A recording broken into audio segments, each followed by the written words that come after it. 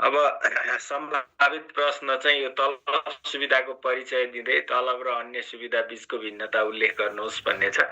तलब सुविधा भनेको के हो अनि यो चाहिँ अन्य सुविधासँग के कति कारणले भिन्नता हुन्छ तलब भनेर यो दुईटालाई तुलना गरेर भिन्नता देखाउनु पर्यो। तलब निर्धारणका सैद्धान्तिक आधारहरू के हुन् त्यसलाई चर्चा गर्दै नेपालमा तलब निर्धारण र यो चाहिँ वृद्धि के का आधारमा हुने गरेको छ लेख्नुहोस् भनेर सैद्धान्तिक आधार लेख्नु पर्यो। त्यसपछि तलब निर्धारण र वृद्धि चाहिँ नेपालमा चाहिँ के का आधारमा हुन्छ के व्यवस्था छ त्यो लेख्नुहोस् भन्ने तल आउँछ। अहिले नेपालको निजामती सेवामा तलब सम्बन्धी के कस्ता व्यवस्था गरिएका छन् समग्रमा अनि त्यस्ता व्यवस्थाहरूको कतिको कार्यान्वयन भएको छ समीक्षा गर्नुहोस् भन्ने पनि छ हैन। अनि नेपालको अब समीक्षा गर्नुहोस्मा चाहिँ अब ती व्यवस्थाहरूमा यो कार्यान्वयन भएका छन् यो भएका छैनन् र त्यो चाहिँ यो कारणले नभएका समस्याहरू यो छन् भनेर लेख्ने मात्रै हो। नेपालको निजामती सेवामा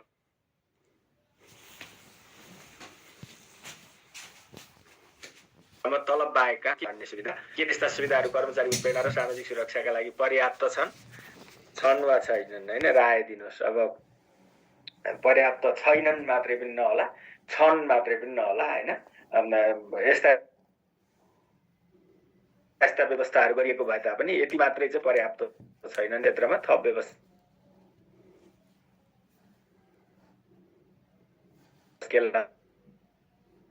यो समझ दिनु भएन। सार्वजनिक सेवामै तलब सम्बन्धमा रहेका समस्याहरू के छन् तिनको सम्बोधन गर्न चाल्नुपर्ने कदम सिफारिस गर्नुहोस् भनेर यो चाहिँ अर्को प्रश्न छ। कर्मचारी उत्प्रेरणा भन्नाले के बुझिन्छ यसका उपायहरू बारे चर्चा गर्दै नेपालमा तिनको अवस्था उल्लेख गर्नुहोस्। के हो कस्ता कस्ता उपायद्वारा कर्मचारीलाई उत्प्रेरित गर्न सकिन्छ र नेपालमा चाहिँ त्यस्ता उपायहरूको कतिको प्रयोग भएको छ भन्ने लेख्नुहोस् भन्ने छ। सबै आउँछ टेक्स्टमा अहिले है। नेपालको निजामती सेवामा कर्मचारी उत्प्रेरणा न्यून हुनुका कारण के हुन् के कारणले गर्दा उच्च उत्प्रेरणा हुन सकेका छैन अनि त्यस्ता कारणको समाधान गर्न के गर्नुपर्छ सुझाव दिनुहोस् भनेको। अर्को चाहिँ कार्य सम्पादन मूल्याङ्कनको परिचय दिँदै निजामती सेवामा कार्य सम्पादन मूल्याङ्कन सम्बन्धी विद्यमान व्यवस्था उल्लेख गर्नुहोस्। के हो कार्य सम्पादन मूल्याङ्कन भनेको अनि निजामती सेवामा चाहिँ यस सम्बन्धी के व्यवस्थाहरू छन् उल्लेख गर्नुहोस् भन्ने यो अर्को भयो हैन। त्यसपछि कार्य सम्पादन मूल्याङ्कनको बहुउपयोगिता मल्टी सेक्टर युटिलिटी यसको हुन्छ हो त्यो बहुउपयोगिताको व्याख्या गर्नुहोस्। कुन कुन क्षेत्रमा यसको के का लागि प्रयोग गर्न सकिन्छ कार्य सम्पादन मूल्याङ्कन त्यो अनि निजामती सेवामा यसबाट कतिको लाभ लिन सकिएको छ त नेपालको निजामती सेवामा चाहिँ त्यो बहुउपयोगिताबाट लाभ लिन सकिएको छ कि छैन उदाहरण सहित चर्चा गर्नुहोस् भनेर यो अर्को भयो। निजामती सेवामा कार्य सम्पादन मूल्याङ्कनका सम्बन्धमा रहेका कमजोरी के छन् हैन का समूह सम्बन्धमा के कमजोरी छन् तिनलाई कसरी सुधार गर्न सकिन्छ भन्ने दुईटा पाटो मात्रै हो।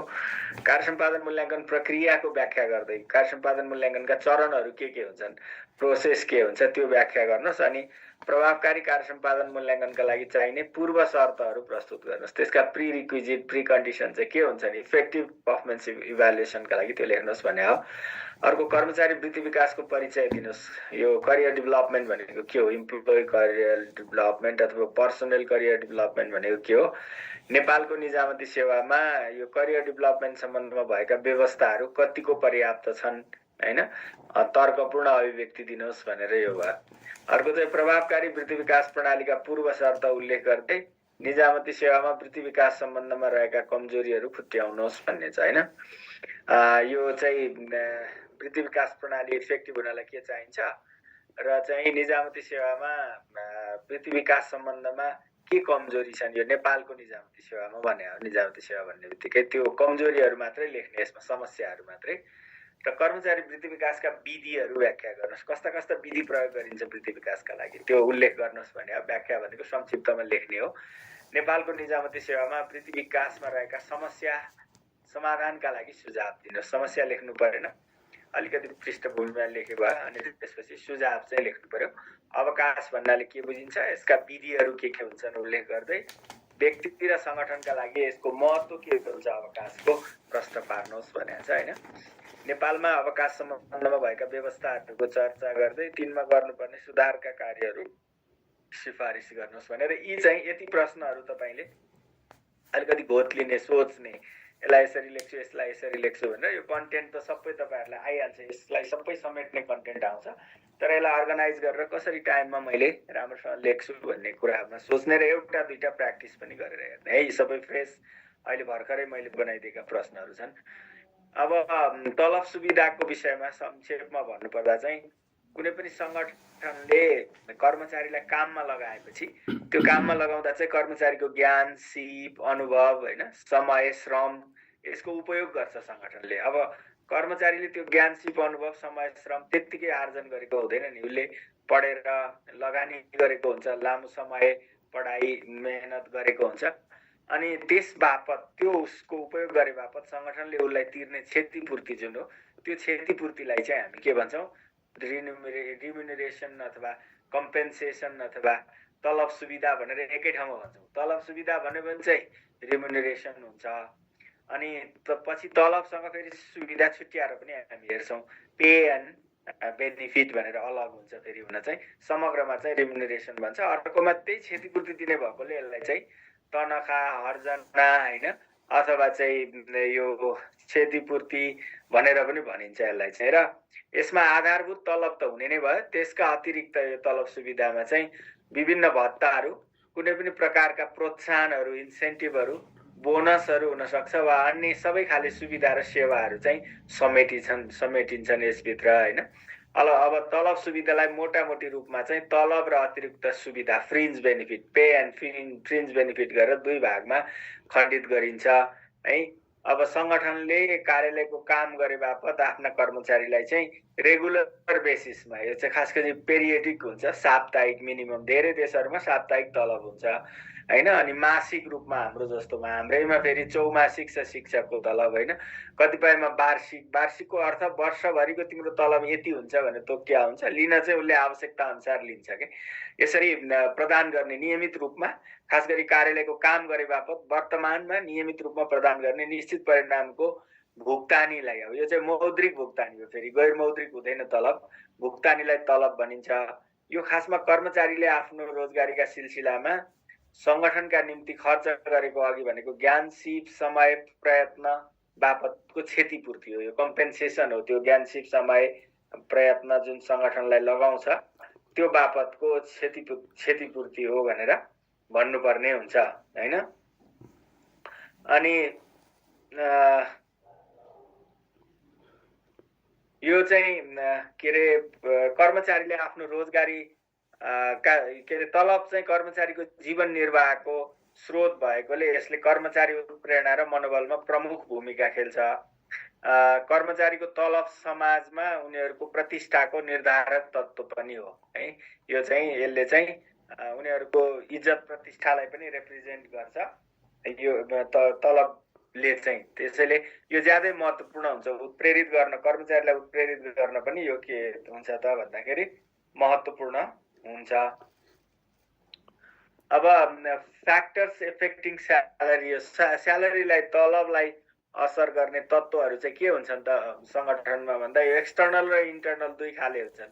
बजारमा माग र आपूर्तिको अवस्था के छ, यो कर्मचारीहरूको माग र आपूर्तिको अवस्था, श्रमको, एउटा व्यक्तिको कस्ट अफ लिभिङ कति छ, अनि ट्रेड युनियनहरू सङ्गठनमा कर्मचारी तन्त्रमा भएका कर्मचारी ट्रेड युनियनहरूको बार्गेनिङ पावर कति छ होइन, सरकारको कानुनका सीमाहरू के छन्, अनि तलबको बजार दर के छ, त्यस्तै स्तरको काम गर्दाखेरि होइन के छ, अनि साइकोलोजिकल र सोसल फ्याक्टरहरू के छन्, मनोवैज्ञानिक र सामाजिक तत्त्वहरू के छन्, अर्थतन्त्र कस्तो छ, प्राविधिक विकासको स्थिति के छ, यी कुरा बाह्य तत्त्वले पनि तलबलाई चाहिँ प्रभाव पारिरहेका हुन्छन् भने इन्टर्नल फ्याक्टरमा चाहिँ एबिलिटी टु पे, यो तिर्न सक्ने क्षमता सङ्गठनको कति छ। अब सङ्गठनसँग स्रोतै छैन, आम्दानी नै छैन भने त कसरी हुन्छ र। जब रिक्वायरमेन्ट, त्यो पदले चाहिँ कस्तो हैसियतको ज्ञान, सिप, योग्यता माग्छ, समय, मेहनत माग्छ, त्यसले पनि निर्धारण गर्छ। म्यानेजमेन्ट स्ट्राटेजी कस्तो छ, यो कर्मचारीहरूलाई उच्च पे गरेर उत्प्रेरित गर्ने छ कि वा न्यूनतम पेमा बढी काम लगाउने छ होइन।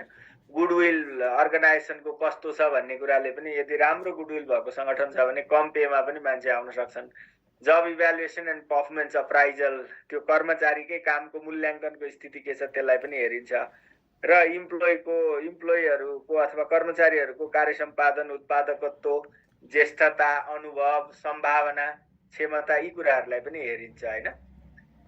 अब पे क्राइटेरिया चाहिँ यो खासमा केले निर्धारण, कति पे निर्धारण गर्ने भन्ने कुरा चाहिँ अघिकै कुराहरू यसमा पनि दोहोरिन्छ। यहाँ मैले भनिनँ यो प्रिभेलिङ वेल अहिले अरू कम्पनीमा के छ, एबिलिटी टु पे, तिर्न सक्ने, कस्ट अफ लिभिङ, यो चाहिँ खालि क्राइटेरिया भन्नु भने रिएरेन्ज यसरी लेख्न सकिन्छ भनेर मात्रै राखिदिएको त्यही कुराहरू नै हो।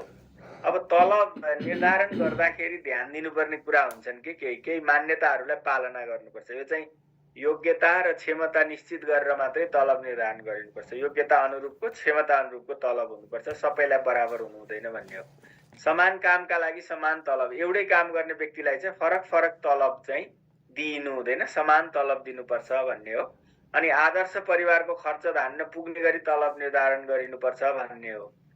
आदर्श परिवार भनेको चाहिँ अब हाम्रोमा त तलब त इन्डिभिजुअललाई दिएको हो, खास दिने हो, तर अब नेपालमा चाहिँ के छ भने एकजना व्यक्तिले एउटा परिवारको हेरचाह गर्नुपर्ने सामाजिक सांस्कृतिक यो चाहिँ परम्परा छ। त्यो कारणले गर्दाखेरि चाहिँ आदर्श भनेको बाबुआमा, छोराछोरी, यो 4 जनाको परिवार भनौँ न, सामान्यतया धान्न पुग्ने गरी तलब निर्धारण गरिनुपर्छ भनिन्छ। तलबको बनावट लचिलो हुनुपर्छ हैन, अनि फ्लेक्सिबल, यो चाहिँ आवश्यकता अनुसार एक्सपान्सन गर्न सक्ने, सङ्कुचन गर्न सक्ने हुनुपर्छ। तलब निर्धारणको औचित्यका बारेमा कर्मचारीलाई जानकारी पनि दिनुपर्छ, के कारणले यति निर्धारण भएको हो तिम्रो तलब भनेर, र बजार मूल्यलाई प्रभावित नपार्ने किसिमको हुनुपर्छ। मूल्य वृद्धि नगरोस् तलबले, त्यो कुरामा ध्यान दिनुपर्छ। अनि निरन्तर पुनरावलोकन गरेर बजारमा आएको मूल्य अभिवृद्धिलाई चाहिँ समायोजन गर्ने किसिमको हुनुपर्छ तलब, र तलब भुक्तानी प्रक्रिया चाहिँ सरल हुनुपर्छ है। यस्तो कुराहरूलाई ध्यान दिनुपर्छ।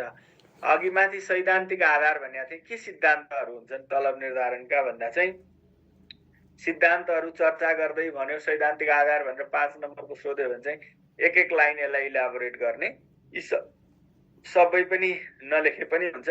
खास गरिकन यसमा चाहिँ जीवन निर्वाहको सिद्धान्त, अनि सौदाबाजीको सिद्धान्त तपाईहरुले ध्यान दिनु होला है त। अनि प्रतिस्पर्धात्मक श्रम मूल्यको सिद्धान्त, यो पनि मार्केटको यिनीहरु चाहिँ समग्र इन्डस्ट्री, मार्केट, बिजनेसमा कुनै कम्पनीले तलब निर्धारण गर्ने कुरा भए। निजामती सेवामा चाहिँ खास गरी जीवन निर्वाहको सिद्धान्त, अनि त्यसपछि गएर सौदाबाजीको सिद्धान्त र समान कामका लागि समान तलबको सिद्धान्त, त्यसपछि गएर एउटा निष्पक्ष तुलनाको सिद्धान्त, फेयर कम्प्यारिजन चाहिँ अब अरू संस्थामा त्योभन्दा बढी छ, कम त्यो भन्दा मान्छे मोटिभेटेड हुँदैन। त्यसपछि पर्याप्तताको सिद्धान्त, यानि कि त्यो भनेको माथिको जीवन निर्वाहकोले धान्छ, यहाँ नलेखे पनि हुन्छ। अनि एउटा चाहिँ भुक्तानीको क्षमताको सिद्धान्त र कार्य सम्पादनमा आधारित तलबको सिद्धान्त। अलिकति यो उत्पादकत्वको सिद्धान्त पनि हेर्दा हुन्छ, तर मैले फेरि दोहोर्याएँ, तपाईहरुले टिक गर्नु होला।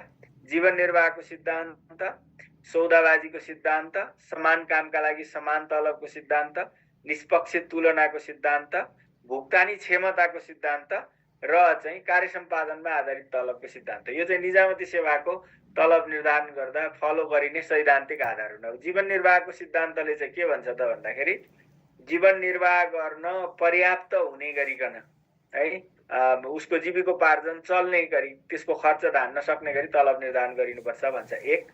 दोस्रो चाहिँ यो के रे सबैको भन्न चाहिँ भन्छु, ज्यालाकोषको सिद्धान्त चाहिँ कुनै कम्पनी, कुनै उद्योग धन्दा व्यवसायले तलब बापतको भुक्तानी दिनलाई ज्यालाकोष स्थापना गरेको हुन्छ। त्यो कोषमा भएको रकमको मात्रा हेरेर तलब निर्धारण गरिनुपर्छ। ज्यालाकोष चाहिँ रिच छ भने बढी तलब दिए पनि भयो, कम चाहिँ जम्मा भएको छ कोषमा पैसा भने बढी दिन सकिएन। बचत मूल्यको सिद्धान्त भनेको कर्मचारीले वा श्रमिकले काम गरेर उत्पादन लागतबाट कति मुनाफा आर्जन गर्यो संस्थाले, त्यसलाई चाहिँ सरप्लस भ्यालु भन्छ।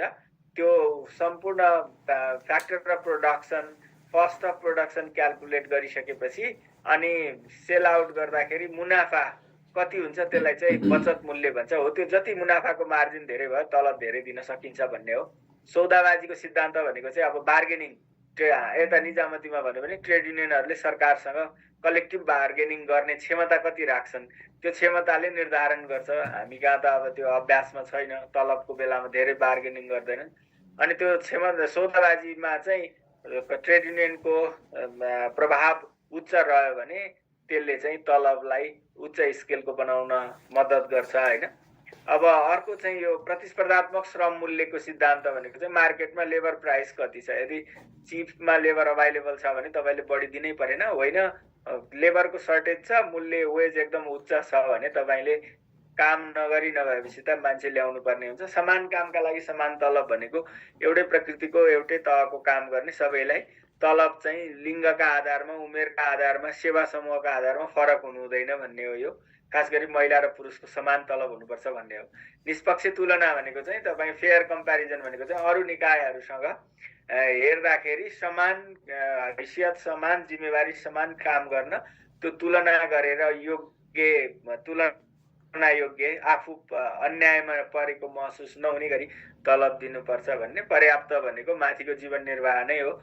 भुक्तानी क्षमता भनेको चाहिँ अब सरकारसँग पे गर्ने क्षमता कति छ, यदि सरकारको कोष समृद्ध छ, आम्दानी धेरै छ, राजस्व धेरै उठेको छ, धेरै तलब दिने, अब छैन भने त दिन सकिँदैन।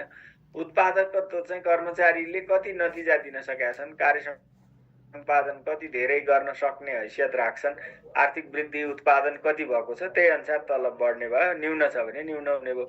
अब यो चाहिँ मेजरमेन्ट चाहिँ कार्य सम्पादनको मापन गरेर जसले धेरै सम्पादन गर्छ त्यसलाई सम्पादनमा आधारित, नतिजामा आधारित भएर तलब दिनुपर्छ भन्ने हो। यो यस्ता सिद्धान्त हुन्छन्।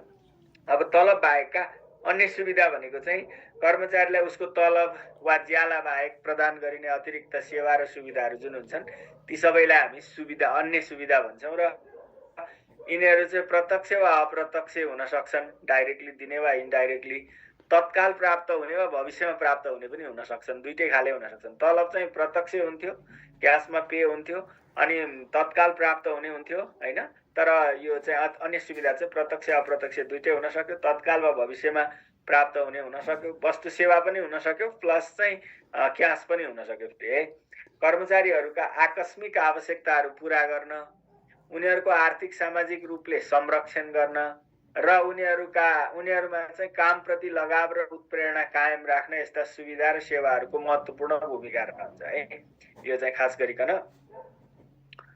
यी सेवा सुविधा किन दिने त भन्दाखेरि इमर्जेन्सी कुनै निडहरू आइपर्यो त्यसलाई समाधान गर्नका लागि, जस्तो बिमा गरिदिएको छ भने बिमाले चाहिँ तपाईँको एक्सिडेन्ट, रोग यसको चाहिँ कभर गर्ने पनि इमर्जेन्सी अनएक्सपेक्टेड एक्सपेन्डिचर। आर्थिक सामाजिक संरक्षण चाहिँ अब पेन्सनको व्यवस्था छ भने रिटायरमेन्ट पछि उसको सामाजिक सुरक्षा हुने भयो, संरक्षण हुने भयो। त्यसपछि मेरो बिमा छ, यो सन्तति वृत्ति, शैक्षिक वृत्ति छ, आवास सुविधा छ भने हैन, हामी कहाँ त्यो सबै छैन तथापि छ। अनि रिटायरमेन्ट पछि पनि सामाजिक सुरक्षा छ भने अब म काममा मात्रै ध्यान दिन पाएँ, अन्ततिर मैले मेहनत गर्नु परेन आय आर्जन, जीविकोपार्जनका लागि हैन। अनि त्यसले गर्दा उत्प्रेरणा पनि बढी हुने भयो। त्यो कारणले यी ज्यादै महत्त्वपूर्ण हुन्छन् अन्य सुविधाहरू, तलब बाहेकका सुविधाहरू। अन्य सुविधाहरूलाई पनि हामीले इन्सेन्टिभ, एउटा प्रोत्साहनहरूको सुविधा, बेनिफिट र सेवा गरेर तीन प्रकारमा बाँड्न सक्छौँ।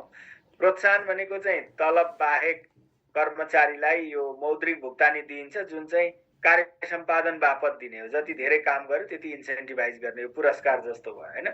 यो निर्दिष्ट नतिजा प्राप्तिको बदलामा प्रदान गरिने पुरस्कार हो। तिमीले मिनिमम यति स्केल पाउँछौ, त्यो माथि चाहिँ जति प्रतिशतले बढी काम गर्छौ त्यति तलब बढी पाउँछौ भनेर हैन। हामीले यहाँ टार्गेट तोकेर केही निकायहरूमा इन्सेन्टिभ दिन्छौँ, नेपालमा पनि हैन, राजस्व कार्यालयहरू भए केही निकायहरूमा त्यो व्यवस्था छ हैन। अनि यसभित्र एकाइमा आधारित प्रोत्साहन, कमिसन, बोनस, मुनाफा यी कुराहरू पनि पर्छन्। अनि कर्मचारीलाई उस संगठनसँग अब सुविधाहरू भनेको चाहिँ इन्सेन्टिभ, प्रोत्साहन अघि भयो, अहिले सुविधाहरू भनेको चाहिँ उस संगठनसँग आबद्ध भएको नाताले के संगठनसँग संलग्न भएको, आबद्ध भएको नाताले उसको तलबका अतिरिक्त प्रदान गरिने पारितोषकहरू, रिवार्डहरू जुन हुन्छन् त्यसलाई चाहिँ हामी सुविधा भन्छौँ। यो कर्मचारीले उसको रोजगारी र पदका बदलामा प्राप्त गर्ने अप्रत्यक्ष वित्तीय भुक्तानी हो। यो डाइरेक्ट चाहिँ पाउँदैन, अप्रत्यक्ष पाउने वित्तीय भुक्तानी हो। कर्मचारी सुविधामा चाहिँ के पर्छ भने काम नगरेको समयको भुक्तानी, अब शनिबार त अफिस गइँदैन तर महिनाभरिकै तलब पाइन्छ, बिदा बसिन्छ त्यो बेलाको होइन, यस्ता खालका सुरक्षण कार्यक्रमहरू जस्तो निवृत्तिभरण, उपदान, बिमा बापतको भुक्तानी, सञ्चय कोष, स्वास्थ्य सुविधा, यिनीहरू सबै सुविधाहरू भए, बेनिफिटहरू भए। अनि कार्यकारी सुविधा भनेको निशुल्क पत्र पत्रिका, टेलिफोन दस्तुर, भुक्तानी आदि चाहिँ यी कार्यकारी एक्जिक्युटिभ पदमा पुगेपछि पाउने सुविधाहरू भए होइन। यस्ता कुराहरू पर्छन् सुविधाभित्र। अब सेवा भनेको चाहिँ मुद्रामा भुक्तानी दिइन्न, सर्भिस चाहिँ हो के। यिनीहरू चाहिँ बिना मूल्यमा वा न्यूनतम मूल्यमा कर्मचारीलाई सुदृढ जीवन स्तरका लागि मद्दत गर्ने कुराहरू हुन् सेवा भनेको होइन। यस्ता सेवामा जस्तो के पर्छ त भन्दा निशुल्क आवास, तपाईँलाई बस्ने ठाउँ दियो, क्वार्टर दियो, पैसा तिर्नु परेन, तर पैसा चाहिँ पाइँदैन। तपाईँले म घर आफ्नैमा बस्छु, क्वार्टरको पनि पैसा देऊ भन्न चाहिँ पाइँदैन। बसेपछि आवास चाहिँ को पैसा अफिसले तिर्दिन्छ होइन। यातायात तथा खाद्यान्न सेवा है तपाईँलाई यो हुनसक्छ। अनि बालबालिकाको शैक्षिक खर्च बिना हुनसक्छ, शिशु सेवा हुनसक्छ, वस्तु सेवाको खरिदमा तपाईँलाई सर्टेन % छुट दिने हुनसक्छ, क्रेडिट कार्ड सहुलियत दिन सक्ने हुनसक्छ, सहुलियतपूर्ण ऋण दिन सकिन्छ, सवारी साधन, म गाडी चढ्दिनँ तर मलाई 50 लाख गाडीले बराबरको पैसा दिनुहोस् भन्न पाइँदैन, तर गाडी पाइन्छ, सामाजिक सांस्कृतिक मनोरञ्जनात्मक अवसरहरू हुनसक्छ होइन। अनि तथा क्लब सदस्यता शुल्कमा छुट, यो सबैको भनिराखेको छ। निजामतीको पनि कति देशमा छ, तर हामी कहाँ यहाँ भएको धेरै कुराहरू छैन है। फेरि निशुल्क कानुनी सल्लाह र परामर्श आदि यी कुराहरू चाहिँ सेवाका रूपमा फ्रिन्ज बेनिफिट अन्तर्गत दिन सकिन्छ। अब तलब र अतिरिक्त सुविधामा के फरक छ त? अतिरिक्त सुविधाभित्रको इन्सेन्टिभ अनि त्यसपछि बेनिफिट र सर्भिसेस, ती फ्रिन्ज बेनिफिट अनि तलबका बिचको भिन्नता भनेर माथि प्रश्नमा थियो। तलब भनेको चाहिँ पदीय जिम्मेवारी पुरा गरेपछि मात्रै प्राप्त हुने मानसिक र शारीरिक श्रमको मूल्य हो तलब भनेको होइन, काम गरेपछि हाजिरीका आधारमा पाइने। अनि काम वा जिम्मेवारीको बदलामा नभएर तलबका अतिरिक्त प्राप्त हुने जुन पूरक भुक्तानी हुन्छ त्यो चाहिँ अन्य सुविधा हो।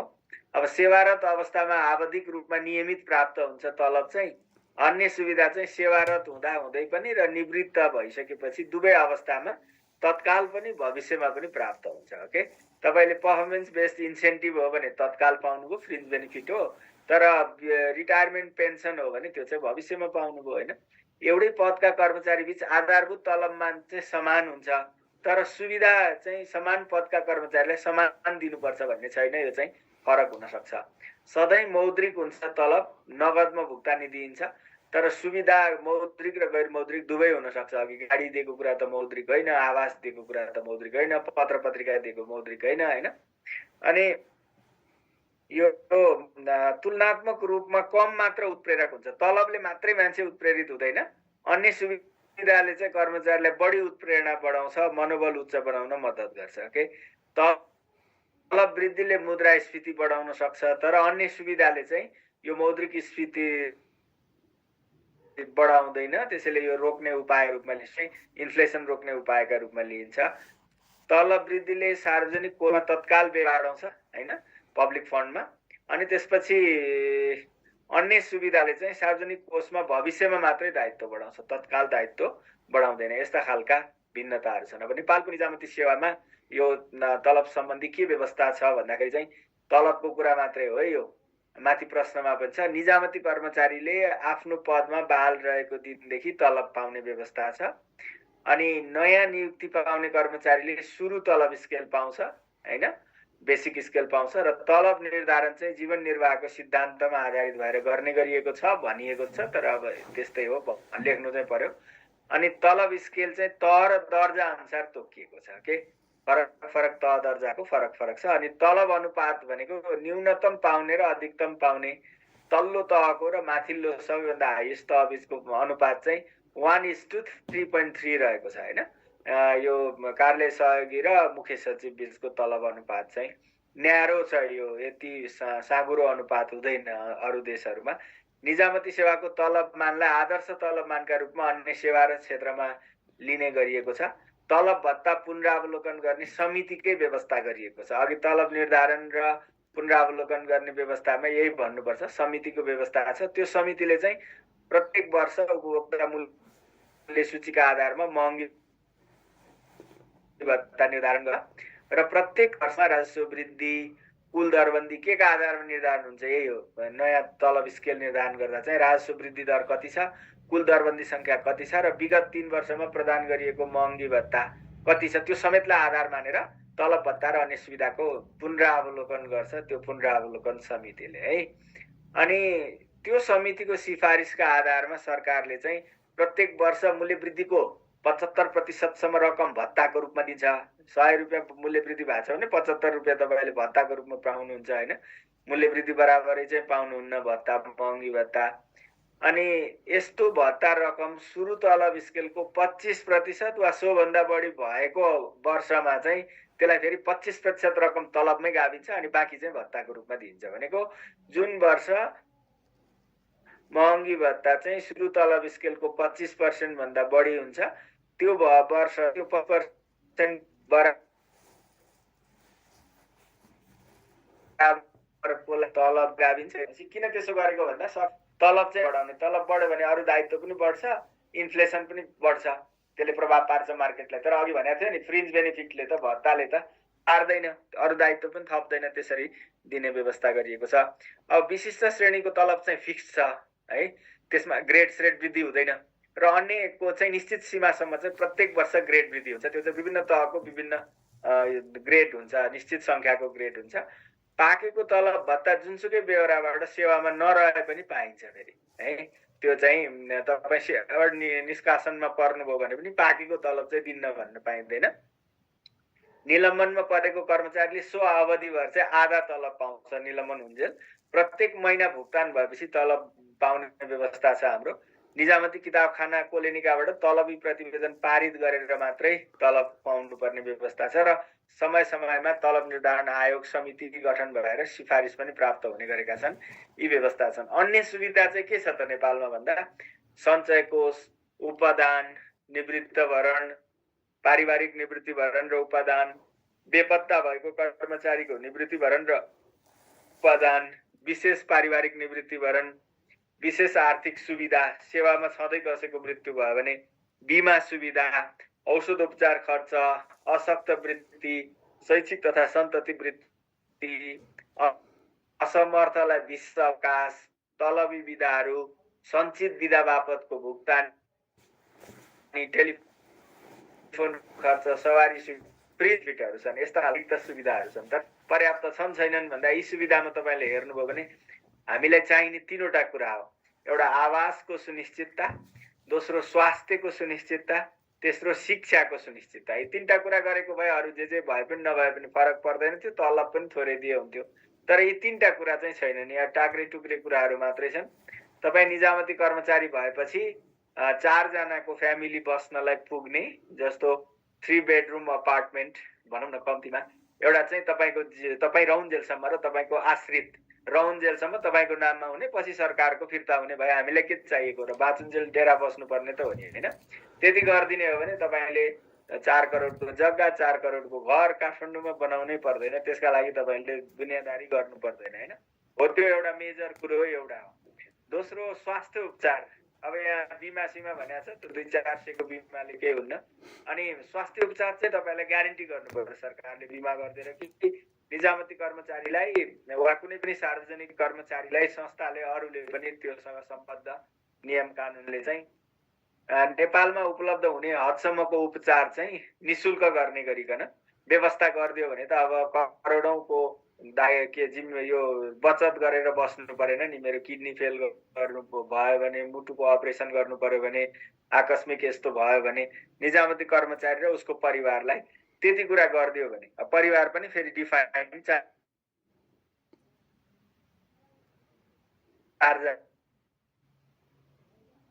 जनाको परिवार कम्तीमालाई, सबलमा बसेको 2 जना, धेरैजना छ भने अनि त्यसपछि सिर्फ 6 जनाको यस्तो केही डिफाइन गरेर त्यति उपचार गरिदिने हो भने अब हेल्थको लागि तनावै लिनु परेन।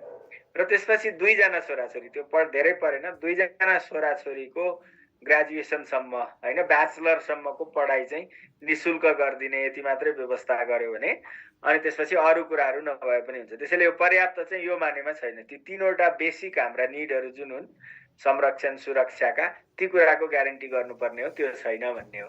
अब समग्रमा के समस्या छ त भन्दा हामीसँग दीर्घकालीन तलब नीतिको अभाव छ।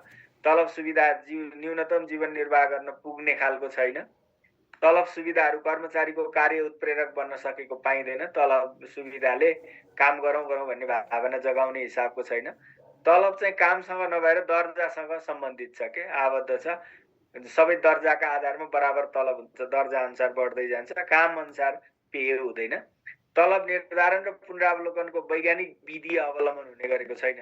समिति छ, यो छ, सबै छ, तर निर्धारण चाहिँ वैज्ञानिक हिसाबले गरिँदैन, पुनरावलोकन पनि गरिँदैन। तलब पुनरावलोकनको जुन कानुनी व्यवस्था छ त्यो कार्यान्वयन भएको छैन राम्रोसँग। बजार मूल्यलाई असर नगर्ने गरी वार्षिक रूपमा मूल्य वृद्धि सम्बोधन गर्ने किसिमले स्वत तलब समायोजन हुने इनबिल्ट सिस्टम छैन हामी कहाँ, होइन। यो चाहिँ 1000 बढ्ने भयो भने 15 दिन 1 महिना अगाडिदेखि पुरै हेडलाइन बन्छ न्युजमा, अनि तरकारी किन्न गए पनि कर्मचारीको तलब बढ्यो, त्यही भएर यो बढ्यो भन्ने कुरा आइहाल्छ। त्यसैले यो खालको यस्तो सिस्टम हुनुपर्छ कि मूल्य वृद्धिका आधारमा स्वत समायोजित हुने व्यवस्था भयो भने तलब कति बढ्यो के बढ्यो बाहिर आउनै पर्दैन, होइन। अनि पेन्सनको दायित्व राज्यले धान्न नसक्ने गरी निरन्तर बढिराखेको छ। अब त्यो पेन्सन चाहिँ कन्ट्रिब्युटरी सुरु भए पनि कर्मचारीले गरेको कन्ट्रिब्युसन लगानी गरेर पुँजी निर्माण गर्न सकिया छैन। नतिजालाई आधार मानेर दिएको भनेको प्रोत्साहन चाहिँ केही प्रभावशाली निकायमा मात्रै सीमित छ, साँच्चै सेवा प्रवाह गर्ने ठाउँमा चाहिँ छैन। त्यो राजस्वमा अपेक्षिकृत वृद्धि नहुँदाखेरि सरकारको पेइङ क्यापेसिटी झन् कमजोर बनेर गएको छ। अन्य क्षेत्रको तुलनामा निजामती क्षेत्रको तलब सुविधा चाहिँ न्यून छ। तपाईँ संस्थानहरूको भन्दा पनि कम छ, ब्याङ्कहरूको भन्दा पनि कम छ, राष्ट्र ब्याङ्क भन्दा त धेरै कम भइ नै हाल्यो। राम्रा निजी कम्पनीहरूको भन्दा पनि निजामतीमा कम छ तलब सुविधा, होइन। त्यसले राम्रा मान्छेलाई आकर्षित गर्दैन। प्रहरी, शिक्षक, सेना, संस्थान जस्ता सेवाहरूको तुलनामा निजामती सेवाको तलबमानमा केही फरक नहुँदाखेरि यो चाहिँ निजामती सेवा चाहिँ सबैलाई परिचालित गर्ने मुख्य सेवा हो भन्ने महसुस गर्न सक्ने किसिमको छैन। यसको अर्थ अरूलाई तलब कम दिनुपर्छ भन्ने होइन, सेवा सुविधा अझ बढी पनि दिन सकिन्छ, तर निजामतीलाई केही न केही सिम्बोलिक हिसाबले माथि राखियो भने बल्ल यो मियो सेवा भनेर संविधानले जुन पहिचान गरेको छ मूल सेवा त्यसको गरिमा रहन्छ भन्ने हो। तलब बाहेकका अन्य सुविधाहरू यथेष्ट छैनन्। आधारभूत शिक्षा, स्वास्थ्य सेवा, आवासको सुविधा अघि भने नि यो व्यवस्था नहुँदा कर्मचारीहरू चाहिँ वैकल्पिक स्रोतका लागि केही न केही गर्नुपर्ने व्यवस्था छ। जागिरले मात्रै सर्भाइभ हुन नसक्ने स्थिति छ। अब फ्यामिलीमा सबै सदस्य जागिरी भयो भने त सजिलो होला, नभएदेखि चाहिँ एकजनाले जागिर गरेर परिवार पाल्न सक्ने स्थिति चाहिँ छैन। अन्य मुलुकहरूको तुलनामा तलब अनुपात चाहिँ अत्यन्तै कम छ। माथिल्ला पदमा पुगेर राम्रो तलब पाउने भन्ने छैन, त्यो मोटिभेटिङ टु प्रमोसन छैन। हाम्रो रेसियो एकदमै कम छ। अब यसपछि वृत्ति विकास भनेको के हो? वृत्तिबाट सुरु गरौँ। अब वृत्ति भनेको चाहिँ कोही व्यक्तिले आफ्नो जीवन निर्वाह गर्ने माध्यम अथवा जीविकोपार्जनको बाटोका रूपमा स्वीकार गरेको कुनै पेसालाई, कुनै व्यवसायलाई हामी वृत्ति भन्छौँ। तपाईँले जे पेसा व्यवसाय लिनुभयो, समात्नुभयो, अँगाल्नुभयो र मेरो जीवन निर्वाह गर्ने यही हो भनेर स्वीकार्नुभयो र त्यसैमा प्रगति उन्नति गर्दै जान्छु भनेर प्रवेश गर्नुभयो, त्यसलाई चाहिँ वृत्ति भनिन्छ। र वृत्ति त्यसैले कसैले आफ्नो जीविकाका लागि चाहिँ जीवनमा लामो समयसम्म अपनाएको एउटा बाटो हो, अथवा एउटा रोजगारी हो, अथवा काम हो वा व्यवसाय हो, जसमा चाहिँ उसको प्रगति गर्दै जाने यथेष्ट अवसरहरू हुन्, सम्भावनाहरू हुन्, हैन। त्यसलाई हामी वृत्ति भन्छौँ। र वृत्ति विकास भनेको चाहिँ हो त्यस्तो वृत्तिमा समयक्रमसँगै आफ्नो क्षमता, सिप, ज्ञान, योग्यता, अनुभव अभिवृद्धि गरेर माथिल्लो स्तरमा उन्नति प्रगति गर्दै जाने, वृत्तिको बाटोमा मार्गमा माथि चढ्दै जाने, सिडी चढ्दै जाने। र वृत्तिको चाहिँ एउटा सिडी चढ्ने करियर ल्याडर मात्रै चढ्ने होइन कि उसको कार्य सम्पादन क्षमतालाई गर्ने प्रगत क्रियालाई चाहिँ त्यही भएर संगठनको सन्दर्भमा कर्मको लक्ष्य तय गर्ने र सो लक्ष्य प्राप्तिको लागि बाटो बनाउने अनि त्यसका लागि आवश्यक प्रयास गरेर निरन्तर रूपमा उच्च स्तरको पद, जिम्मेवारी, प्रतिष्ठा, आम्दानी प्राप्त गरेर अन्तिममा सेवानिवृत्त हुने स्थानमा पुग्दा त्यो जब सेटिस्फ्याक्सन भन्छ, कार्य सन्तुष्टि सहित सेवानिवृत्त हुने यो सम्पूर्ण प्रणालीलाई चाहिँ हामी वृत्ति विकास भनेर भन्छौँ। वृत्ति विकास चाहिँ सङ्गठनभित्रै वा चाहिँ अन्तर सङ्गठन स्तरमा दुई तरिकाले, आन्तरिक सङ्गठनभित्रै तलबाट माथि जाने पनि हुनसक्छ, एउटा सङ्गठन छोडेर अर्को सङ्गठनमा गएर पनि हुनसक्छ। अन्तर सङ्गठन स्तरमा व्यक्तिको वृत्तिको व्यवस्थापन गर्नसँग सम्बन्धित हुन्छ। अब यसभित्र चाहिँ खास गरी वृत्ति विकासमा व्यक्तिकै रोल महत्त्वपूर्ण हुन्छ। संस्थाले चाहिँ वृत्ति प्रणाली दिन्छ, सूचना र वृत्ति परामर्श दिन्छ, बाँकी सब व्यक्तिले नै गर्ने हो। व्यक्तिले के गर्छ त भन्दा आफ्ना रुचि र सम्भावनाको पहिला मूल्याङ्कन गर्नु पर्यो। मेरो इन्ट्रेस्ट के छ, ममा के पोटेन्सियल छ भनेर आफैले पत्ता लगाउनु पर्यो। तपाईँलाई पनि धेरै काम लाग्ने हुनसक्छ है, कुन सेवा समूहमा जाने भन्ने होला, लोकसेवै दिने हो कि होइन भन्ने कुरा होला। तपाईँको इन्ट्रेस्ट के हो र पोटेन्सियल के छ त्यो हेर्नु पर्यो पहिला। दोस्रो चाहिँ सो अनुसार वृत्ति सम्भावनाको खोजी गर्ने, मेरो इन्ट्रेस्टसँग म्याच हुने, मेरो सम्भावनासँग म्याच हुने बजारमा के वृत्तिका अवसरहरू छन् भनेर काम खोजी गर्ने कुरा, र त्यो गरेर उपयुक्त पेसा वा व्यवसाय छनौट गर्ने गर्छ व्यक्तिले। अनि त्यसपछि वृत्ति लक्ष्य, त्यो पेसा वा व्यवसायमा प्रवेश गरेपछि अब उसले आफ्नो लक्ष्य तय गर्छ। निजामतीमा आएपछि सचिव हुने, मुख्य सचिव हुने के हो लक्ष्य तय गर्ने, अनि सो प्राप्तिको स्पष्ट मार्ग सहितको वृत्ति योजना तय गर्ने। फेरि त्यो लक्ष्य त तय गरे सचिव हुने भनेर।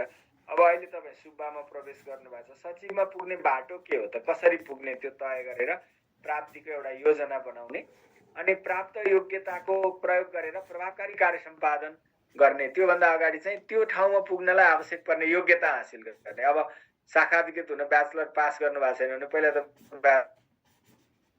ब्याचलर गर्नु पर्यो, अनि शाखाधिकृत उपसचिव दिनलाई 5 वर्ष लाग्छ भने पहिला 5 वर्ष अनुभव, भौगोलिक अनुभव के हो प्राप्त गर्नु पर्यो। त्योभन्दा अगाडि दिने हो भने मास्टर्स गर्नु पर्यो होइन, यो कुराहरू छ नि त। हो त्यो वृत्ति लक्ष्यमा पुग्नका लागि चाहिने शिक्षा र तालिम प्राप्त व्यक्तिले नै गर्नु पर्यो। प्राप्त योग्यताको प्रयोग गरेर, शिक्षा तालिमबाट प्राप्त गरेको योग्यतालाई प्रयोग गरेर काम प्रभावकारी ढङ्गले सम्पादन गर्नु पर्यो होइन। र सङ्गठनभित्रै वा बाहिर गएर काममा परिवर्तन गर्ने, भिन्न अनुभव लिने गरेर पनि त्यो क्षमता विस्तार गर्न सकिन्छ। अनि आफ्नो पेसामा निरन्तर उन्नति हासिल गर्ने र अन्ततः उच्च सन्तुष्टि सहित तय गरेको वृत्ति पथमा वृत्ति लक्ष्य प्राप्त गरेर अनि सेवानिवृत्त हुने, यी सम्पूर्ण कुराहरूलाई हामी वृत्ति विकास प्रयास भन्छौँ। इन्डिभिजुअलले यति धेरै काम गर्नु पर्दो रहेछ। वृत्तिका विभिन्न प्रकार, वृत्ति विकासका विभिन्न प्रकार हुन्छन्। अब यो धेरै इम्पोर्टेन्ट त छैन, त्यही पनि थाहा पाइराख्नुहोस्। कार्यक्रम वृत्ति र सङ्गठन वृत्ति कुनै एउटा प्रोग्राममा, कुनै एउटा क्षेत्रमा, जस्तो क्लाइमेट चेन्जमा, प्लानिङ पोलिसी मेकिङमा, इभ्यालुएसनमा होइन, हो यो कार्यक्रममा माथि माथि माथि हुँदै एक्सपर्ट हुने भन्ने कार्यक्रम वृत्ति हो। सङ्गठनको जुनसुकै शाखा महाशाखा जुनसुकै जबमा पनि माथि जाने भन्यो भने सङ्गठन वृत्ति हो। बन्द वृत्ति भनेको सङ्गठनभित्रैका माथिल्ला पदहरूमा जाने प्रयास गर्ने र त्यही व्यवस्था सङ्गठनले अवलम्बन गर्ने, बाहिरको मान्छेलाई नल्याउने। खुल्ला वृत्ति भनेको सङ्गठनका जुनसुकै तहमा बाहिरबाट पनि आउन सक्ने गरिकन खुल्ला किसिमको व्यवस्था गर्ने, त्यसलाई खुल्ला वृत्ति भनिन्छ। पदमूलक भनेको चाहिँ काम गरेर कामबाट ख्याति कमाउँदै पुरस्कृत र प्रमोसन हुँदै माथि पुग्ने पदमूलक वृत्ति प्रणाली भयो। दर्जामूलक भनेको चाहिँ र्याङ्कमा माथि जाने, कामभन्दा पनि माथिल्लो हैसियतमा प्राप्ति गर्ने, यो चाहिँ दर्जामूलक वृत्ति भयो। यस्ता खालका हुन्छन्। अब वृत्ति विकासका पूर्व शर्त के चाहिन्छ, वृत्ति विकास राम्ररी गर्ने वातावरण बढ्न सङ्गठनमा भन्यो भने चाहिँ योग्यता प्रणालीको अनुसरण गरेको हुनु पर्यो। सङ्गठनले मेरिट छैन भने, मेरिटोक्रेसी छैन भने तपाईँहरूलाई त्यो सम्भावनै हुँदैन। अनि उपयुक्त वृत्ति योजना हुनु पर्यो, तपाईँसँग आफ्नो करियर प्लान हुनु पर्यो, सेवाको सुरक्षा हुनु पर्यो। करियर प्लान बनाइरहनु भएको छ, कहिले जागिर जान्छ टुङ्गै छैन भने त के हुन्छ र। सेवाको सुरक्षा हुनु पर्यो, पर्याप्त तलब तथा अन्य सुविधा हुनु पर्यो है, र मात्रै मान्छे त्यहाँ रिटेन गरेर आकर्षित भएर वृत्ति विकास गर्न खोज्छ। नियमित पदोन्नतिका अवसर पनि हुनु पर्यो। बस्यो बढुवा हुने अवसरै छैनन् भने त वृत्ति विकास हुँदैन। प्रतिष्ठित निजामती सेवा, अब निजामती सेवाको प्रतिष्ठा, इज्जत, गुडविल के छ मार्केटमा, त्यसले पनि कर्मचारीको आकर्षित हुने, माथि जाने, वृत्ति विकास गर्ने मोटिभेसन बढ्छ। उचित तालिम र शिक्षाको व्यवस्था पनि हुनु पर्यो। वैज्ञानिक परीक्षण विधि हुनु पर्यो। परीक्षण भनेको तपाईँको जाँच लिने र छनौट गर्ने वैज्ञानिक विधि हुनु पर्यो बढुवाका लागि। वस्तुगत कार्य सम्पादन मूल्याङ्कन हुनु पर्यो। उपयुक्त वर्गीकरण, हामीले पढेको पदमूलक र दर्जामूलक, सङ्गठनको प्रकृति, कामको प्रकृति अनुसार उपयुक्त वर्गीकरण हुनु पर्यो। अनि सक्षम केन्द्रीय कर्मचारी निकाय हुनु पर्यो। यी कुरा भयो भने मात्रै वृत्ति प्रणाली प्रभावकारी हुन्छ। नेपालमा चाहिँ यो वृत्ति विकासका सम्बन्धमा के व्यवस्था छन् त निजामती सेवामा भन्यो भने हाम्रो मिश्रित वृत्ति प्रणाली छ। खुल्ला बन्द दुईटै छ, आन्तरिक बाह्य दुवै किसिमको मिश्रित वृत्ति प्रणाली छ। पदोन्नति सम्बन्धी विभिन्न व्यवस्था छन् हाम्रो, बढुवा हुने थुप्रै व्यवस्था, आन्तरिक प्रतियोगिताबाट, कार्यक्षमताको मूल्याङ्कनद्वारा, कार्य सम्पादन मूल्याङ्कन र ज्येष्ठताबाट, हैन, अन्तर सेवा प्रतियोगिता अब नयाँमा आइराखेको छ। यी विभिन्न तरिकाबाट पदोन्नति हुने व्यवस्था छ। कार्य सम्पादन मूल्याङ्कन वृत्ति विकासको मुख्य आधार छ। 100 अङ्क मध्ये 40 अङ्क पर्फर्मेन्स अप्राइजलको छ। अनि विभिन्न क्षेत्र पद निकायमा सरुवा भएर जाने अवसर हुन्छ, त्यसले गर्दा धेरैतिरको अनुभव हामीले हासिल गर्न सक्छौँ। अनि स्वदेशी तथा विदेशी तालिम तथा अध्ययनको पनि प्रावधान छ, हैन, हामी तालिम लिन सक्छौँ, अध्ययनमा जान सक्छौँ, यो व्यवस्था छ। अनि अन्तर्राष्ट्रिय सङ्गठनहरूमा काम गर्न जान बिदा पाउने व्यवस्था छ, हैन। अनि पूर्व स्वीकृति लिएर अध्ययन अध्यापन अनुसन्धान गर्ने काममा पनि छुट दिएको छ। सेवाको सुरक्षाको कानुनी सुनिश्चितता छ, जागिर त्यतिकै जाँदैन। तलब भत्ता र विभिन्न अतिरिक्त सुविधाहरू पनि छन्। अनि निजामती सेवा पुरस्कार सम्बन्धी व्यवस्था पनि छ, हैन। र सेवानिवृत्त जीवनमा सामाजिक सुरक्षाको व्यवस्था पनि छ र सेवानिवृत्त जीवनमा विभिन्न खाले नियुक्तिहरूको अवसर पनि छ। यस्तो खालका व्यवस्थाहरू छन्। अब समस्या चाहिँ के छ त भन्दा वृत्ति प्रणाली चाहिँ पूर्वानुमान योग्य छैन। कति वर्षमा सेवा प्रवेश गर्यो भने कुन तहमा कति वर्षमा पुगेर रिटायर हुन्छ, म कहाँसम्म पुग्छु भन्ने पूर्वानुमान गर्न सकिँदैन। कहिले बढुवा छिटै हुन्छ, कहिले चाहिँ एकदमै समय लाग्छ, कसैको हुन्छ, कसैको धेरै समय बढुवै हुँदैन, यस्तो स्थिति छ। कर्मचारीहरूमा चाहिँ स्पष्ट वृत्ति लक्ष्य र वृत्ति पथको अभाव छ, हैन। वृत्ति योजना वृत्ति पथ व्यक्तिमै छैन के। धेरै त वृत्ति विकासमा व्यक्तिको हात हुँदो रहेछ भन्ने अघि मैले तपाईहरुलाई त्यो प्रक्रियामा देखाइहालेँ। अनि उत्तराधिकार योजनाको कार्यान्वयन छैन। माथिल्लो तहको मान्छे एक्जिट हुन लाग्दा त्यसको सक्सेसरले चाहिँ उसबाट सिक्नु पर्ने हो, त्यसले वृत्ति विकासमा योगदान गर्छ। त्यो हामीले ऐनमा व्यवस्था गरेका छौँ यो सक्सेसन प्लानको, तर कार्यान्वयन भएको छैन। पदोन्नति र सरुवा प्रक्रिया चाहिँ पारदर्शी र नियमसङ्गत छैनन्। वृत्ति विकासका सीमित अवसर छन् र तिनको वितरणमा चाहिँ विभिन्न खाले विभेद छ, समान छैन, न्यायोचित छैन। तालिम अवलोकन अध्ययनका न्यून अवसरहरू छन्। वृत्ति विकासका लागि न्यून बजेट विनियोजन चाहिँ भएको हामीले पाउँछौँ। वैज्ञानिक र वस्तुनिष्ठ कार्य सम्पादन मूल्याङ्कन प्रणालीको पनि कमी छ, है।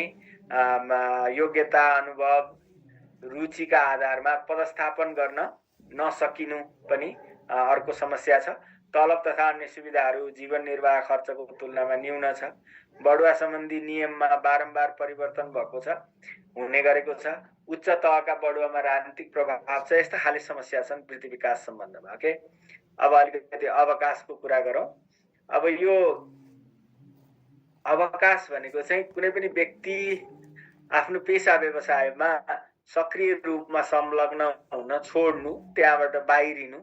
अब त्यो चाहिँ नियम अनुसार हुन सक्छ, स्वेच्छाले हुन सक्छ, वा कहिलेकाहीँ बलपूर्वक पनि पेशा व्यवसायबाट अलग हुने कुरा, हैन। त्यसलाई चाहिँ हामी अवकाश भनेर भन्छौँ। र अवकाश भनेको चाहिँ रोजगारीको एउटा यस्तो बिन्दु हो जहाँबाट व्यक्तिले आफ्नो पेशाबाट पूर्ण रूपले अलग भएर सेवानिवृत्त जीवन आरम्भ गर्छ। यसको अर्थ अहिले चाहिँ सेवानिवृत्त भनेको आइडियल हुनु पर्दैन, त्यो सेवाका लागि निवृत्त हो। उसले अर्को सेवा, अर्को पेशा, अर्को करियर सुरु गर्न सक्छ रिटायरमेन्ट पछि। अहिले भन्नलाई हामी रिटायर द रिटायरमेन्ट भनेर भन्छौँ। यो अवकाशलाई नै अवकाश देऊ। कोही पनि अवकाश चाहिँ हुनु हुँदैन जीवनमा। जति सक्रिय जीवन जियो त्यति आयु धेरै लामो हुन्छ, मान्छे स्वस्थ रहन्छ भनिन्छ। तर एउटा पेशामा चाहिँ लामो समय बस्नु भएन। निश्चित अवधिपछि नयाँ मान्छेलाई पनि फ्रेस स्टार्ट गर्न पनि दिनु पर्यो, अवसर दिनु पर्यो। अर्को कुरा आफ्नो ज्ञान सिप अरू क्षेत्रले पनि उपयोग गर्न पाउनु पर्यो। अर्को आफूले जीवनमा जागिर बाहेक अरू कुरा पनि त गर्नु पर्यो, हैन। त्यसका लागि रिटायरमेन्ट जरुरी हुन्छ। निजामती कर्मचारीको हकमा चाहिँ तोकिएको उमेरको हद, सेवा अवधि पूरा गरेर वा सो अगावै राजीनामा दिएर कुनै शैक्षिक वा अनिवार्य अवकाशको कार्यक्रममा सहभागी भएर यो बाहिरिने कार्यलाई चाहिँ हामी अवकाश भन्छौँ। यसका विधि यस्ता हुँदो रहेछन्, तल छुट्टै पनि आउँछ।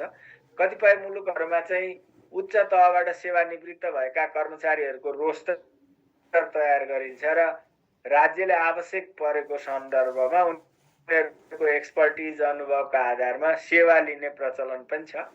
हाम्रोमा पनि छ, तर त्यस्तो फर्मल्ली रोस्टरै तयार पारेर मन्त्रीका प्रधानमन्त्रीका सल्लाहकार कुनै आयोग समिति बनाउनु पर्दा तिनीहरूलाई नै पेन्सनमै काम गराउने, थप तलब नदिने, अब ट्रान्सपोर्टेसन कस्ट, इन्धन, गाडी सुविधा यो दिए भयो तर तलबैतिर नलगाउने गर्न सकिन्छ, तर हामीले त्यो गरेका छैनौँ। कतिपय मुलुकमा चाहिँ त्यो व्यवस्था छ। आफ्नो सम्पूर्ण जीवन चाहिँ संगठनको कार्य सम्पादनमा बिताएका कर्मचारीहरूको अवकाश चाहिँ न्यायोचित हुनुपर्छ, सम्मानजनक हुनुपर्छ र निवृत्त जीवनयापनका निम्ति सामाजिक सुरक्षाका प्रावधानहरू सहितको हुनुपर्छ है।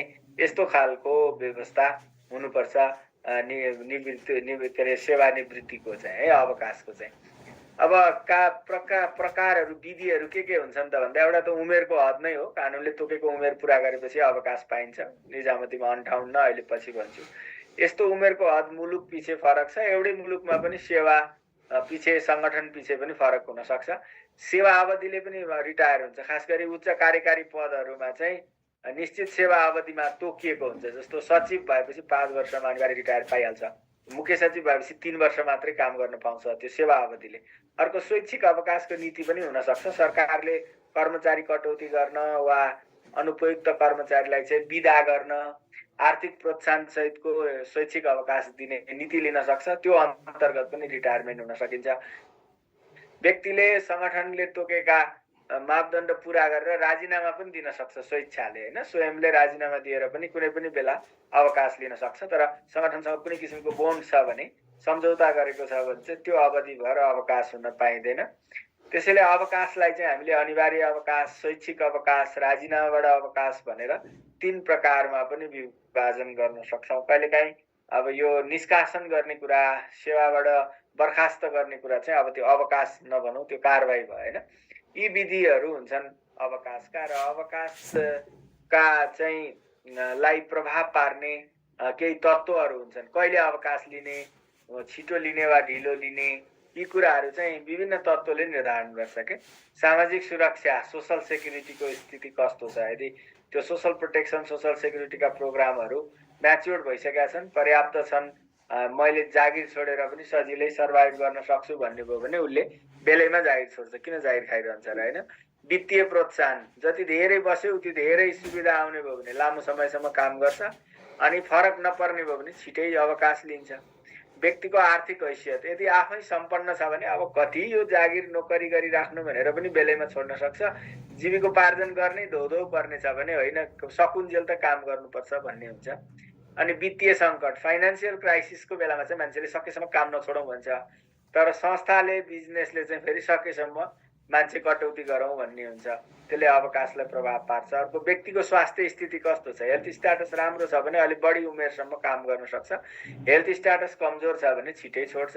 श्रीमान श्रीमतीको रोजगारीको अवस्था, यो चाहिँ स्पाउसको चाहिँ इम्प्लोइमेन्ट स्ट्याटस, दुइटै इम्प्लोइड छन् भने ठिक छ, अर्को इम्प्लोइड छ, म चाहिँ अर्कोकै काम गर्छु भनेर एउटाले छोड्ने पनि हुन सक्छ। वा दुइटैको पेन्सन भयो, अब धेरै अवधि किन गरिराख्नु, सर्भाइभ गर्न सकिन्छ भनेर बेलैमा छोड्न पनि सक्छन्। अन्य रोजगारीका अवसरले पनि प्रभाव पार्छ। मार्केटमा अरू अपर्च्युनिटी छ भने अब निजामतीबाट छोडेर अरू गरौँ भनेर पनि अवकाश लिने हुन्छ। यी फ्याक्टरहरूले प्रभाव पार्छन् रिटायरमेन्टलाई चाहिँ। अब यो किन रिटायरमेन्ट, त यसको उद्देश्य के, महत्त्व के हुन्छ, औचित्य के भन्यो भने चाहिँ रिटायरमेन्ट चाहिँ नयाँ ज्ञान, सिप र ऊर्जा बोकेका युवा जनशक्तिलाई सङ्गठनमा मौका दिनलाई, अनुभवी र पुरानालाई रिटायरमेन्ट दिने हो। अर्को सङ्गठनमा नवरक्त सञ्चार ल्याउन पनि हो। New thought, new idea, new technology, new effort, new encouragement, यो चाहिँ लाई भित्रै आउन। लामो समय काममा बिताएका मानिसलाई चाहिँ आरामको जिन्दगी पनि जिउने मौका दिनु पनि हो यसको। सङ्गठनमा नवीनता, परिवर्तन, नयाँ प्रविधि प्रवेश गराउन पनि रिटायरमेन्ट गरेर नयाँलाई ल्याउनुपर्छ।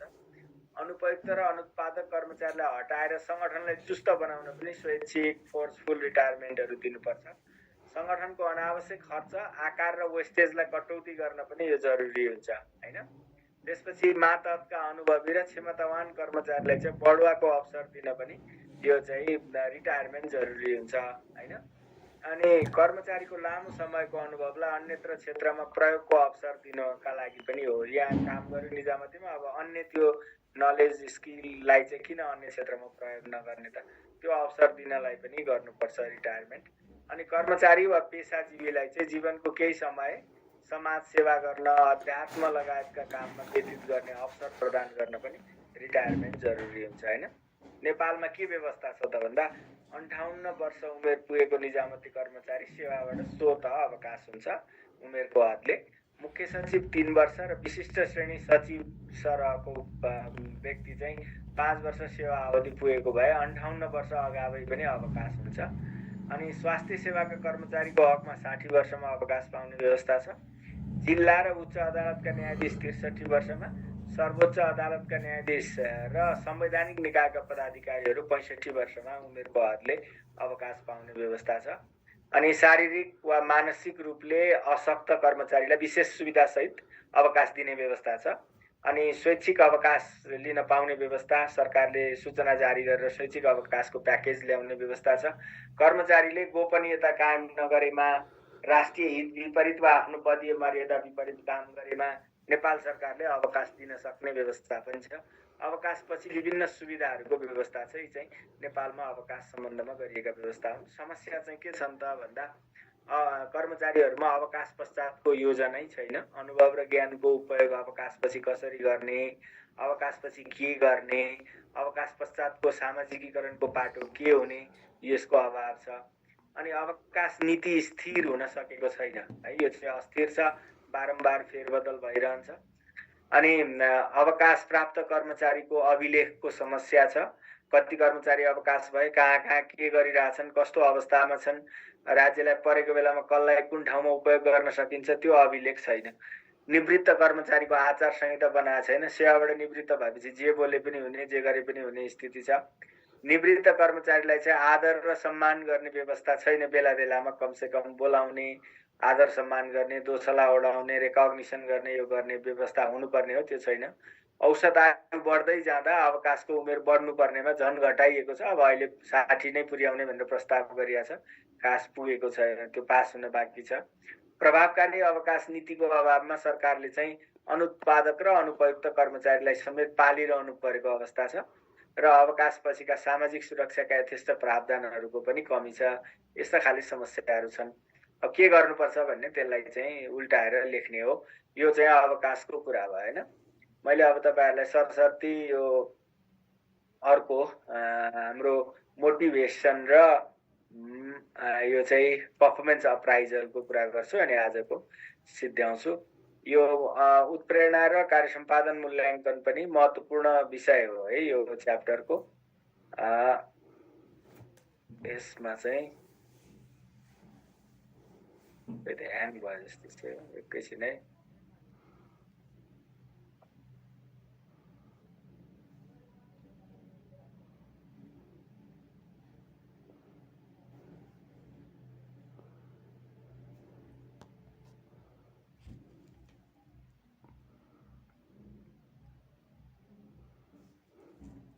ओके,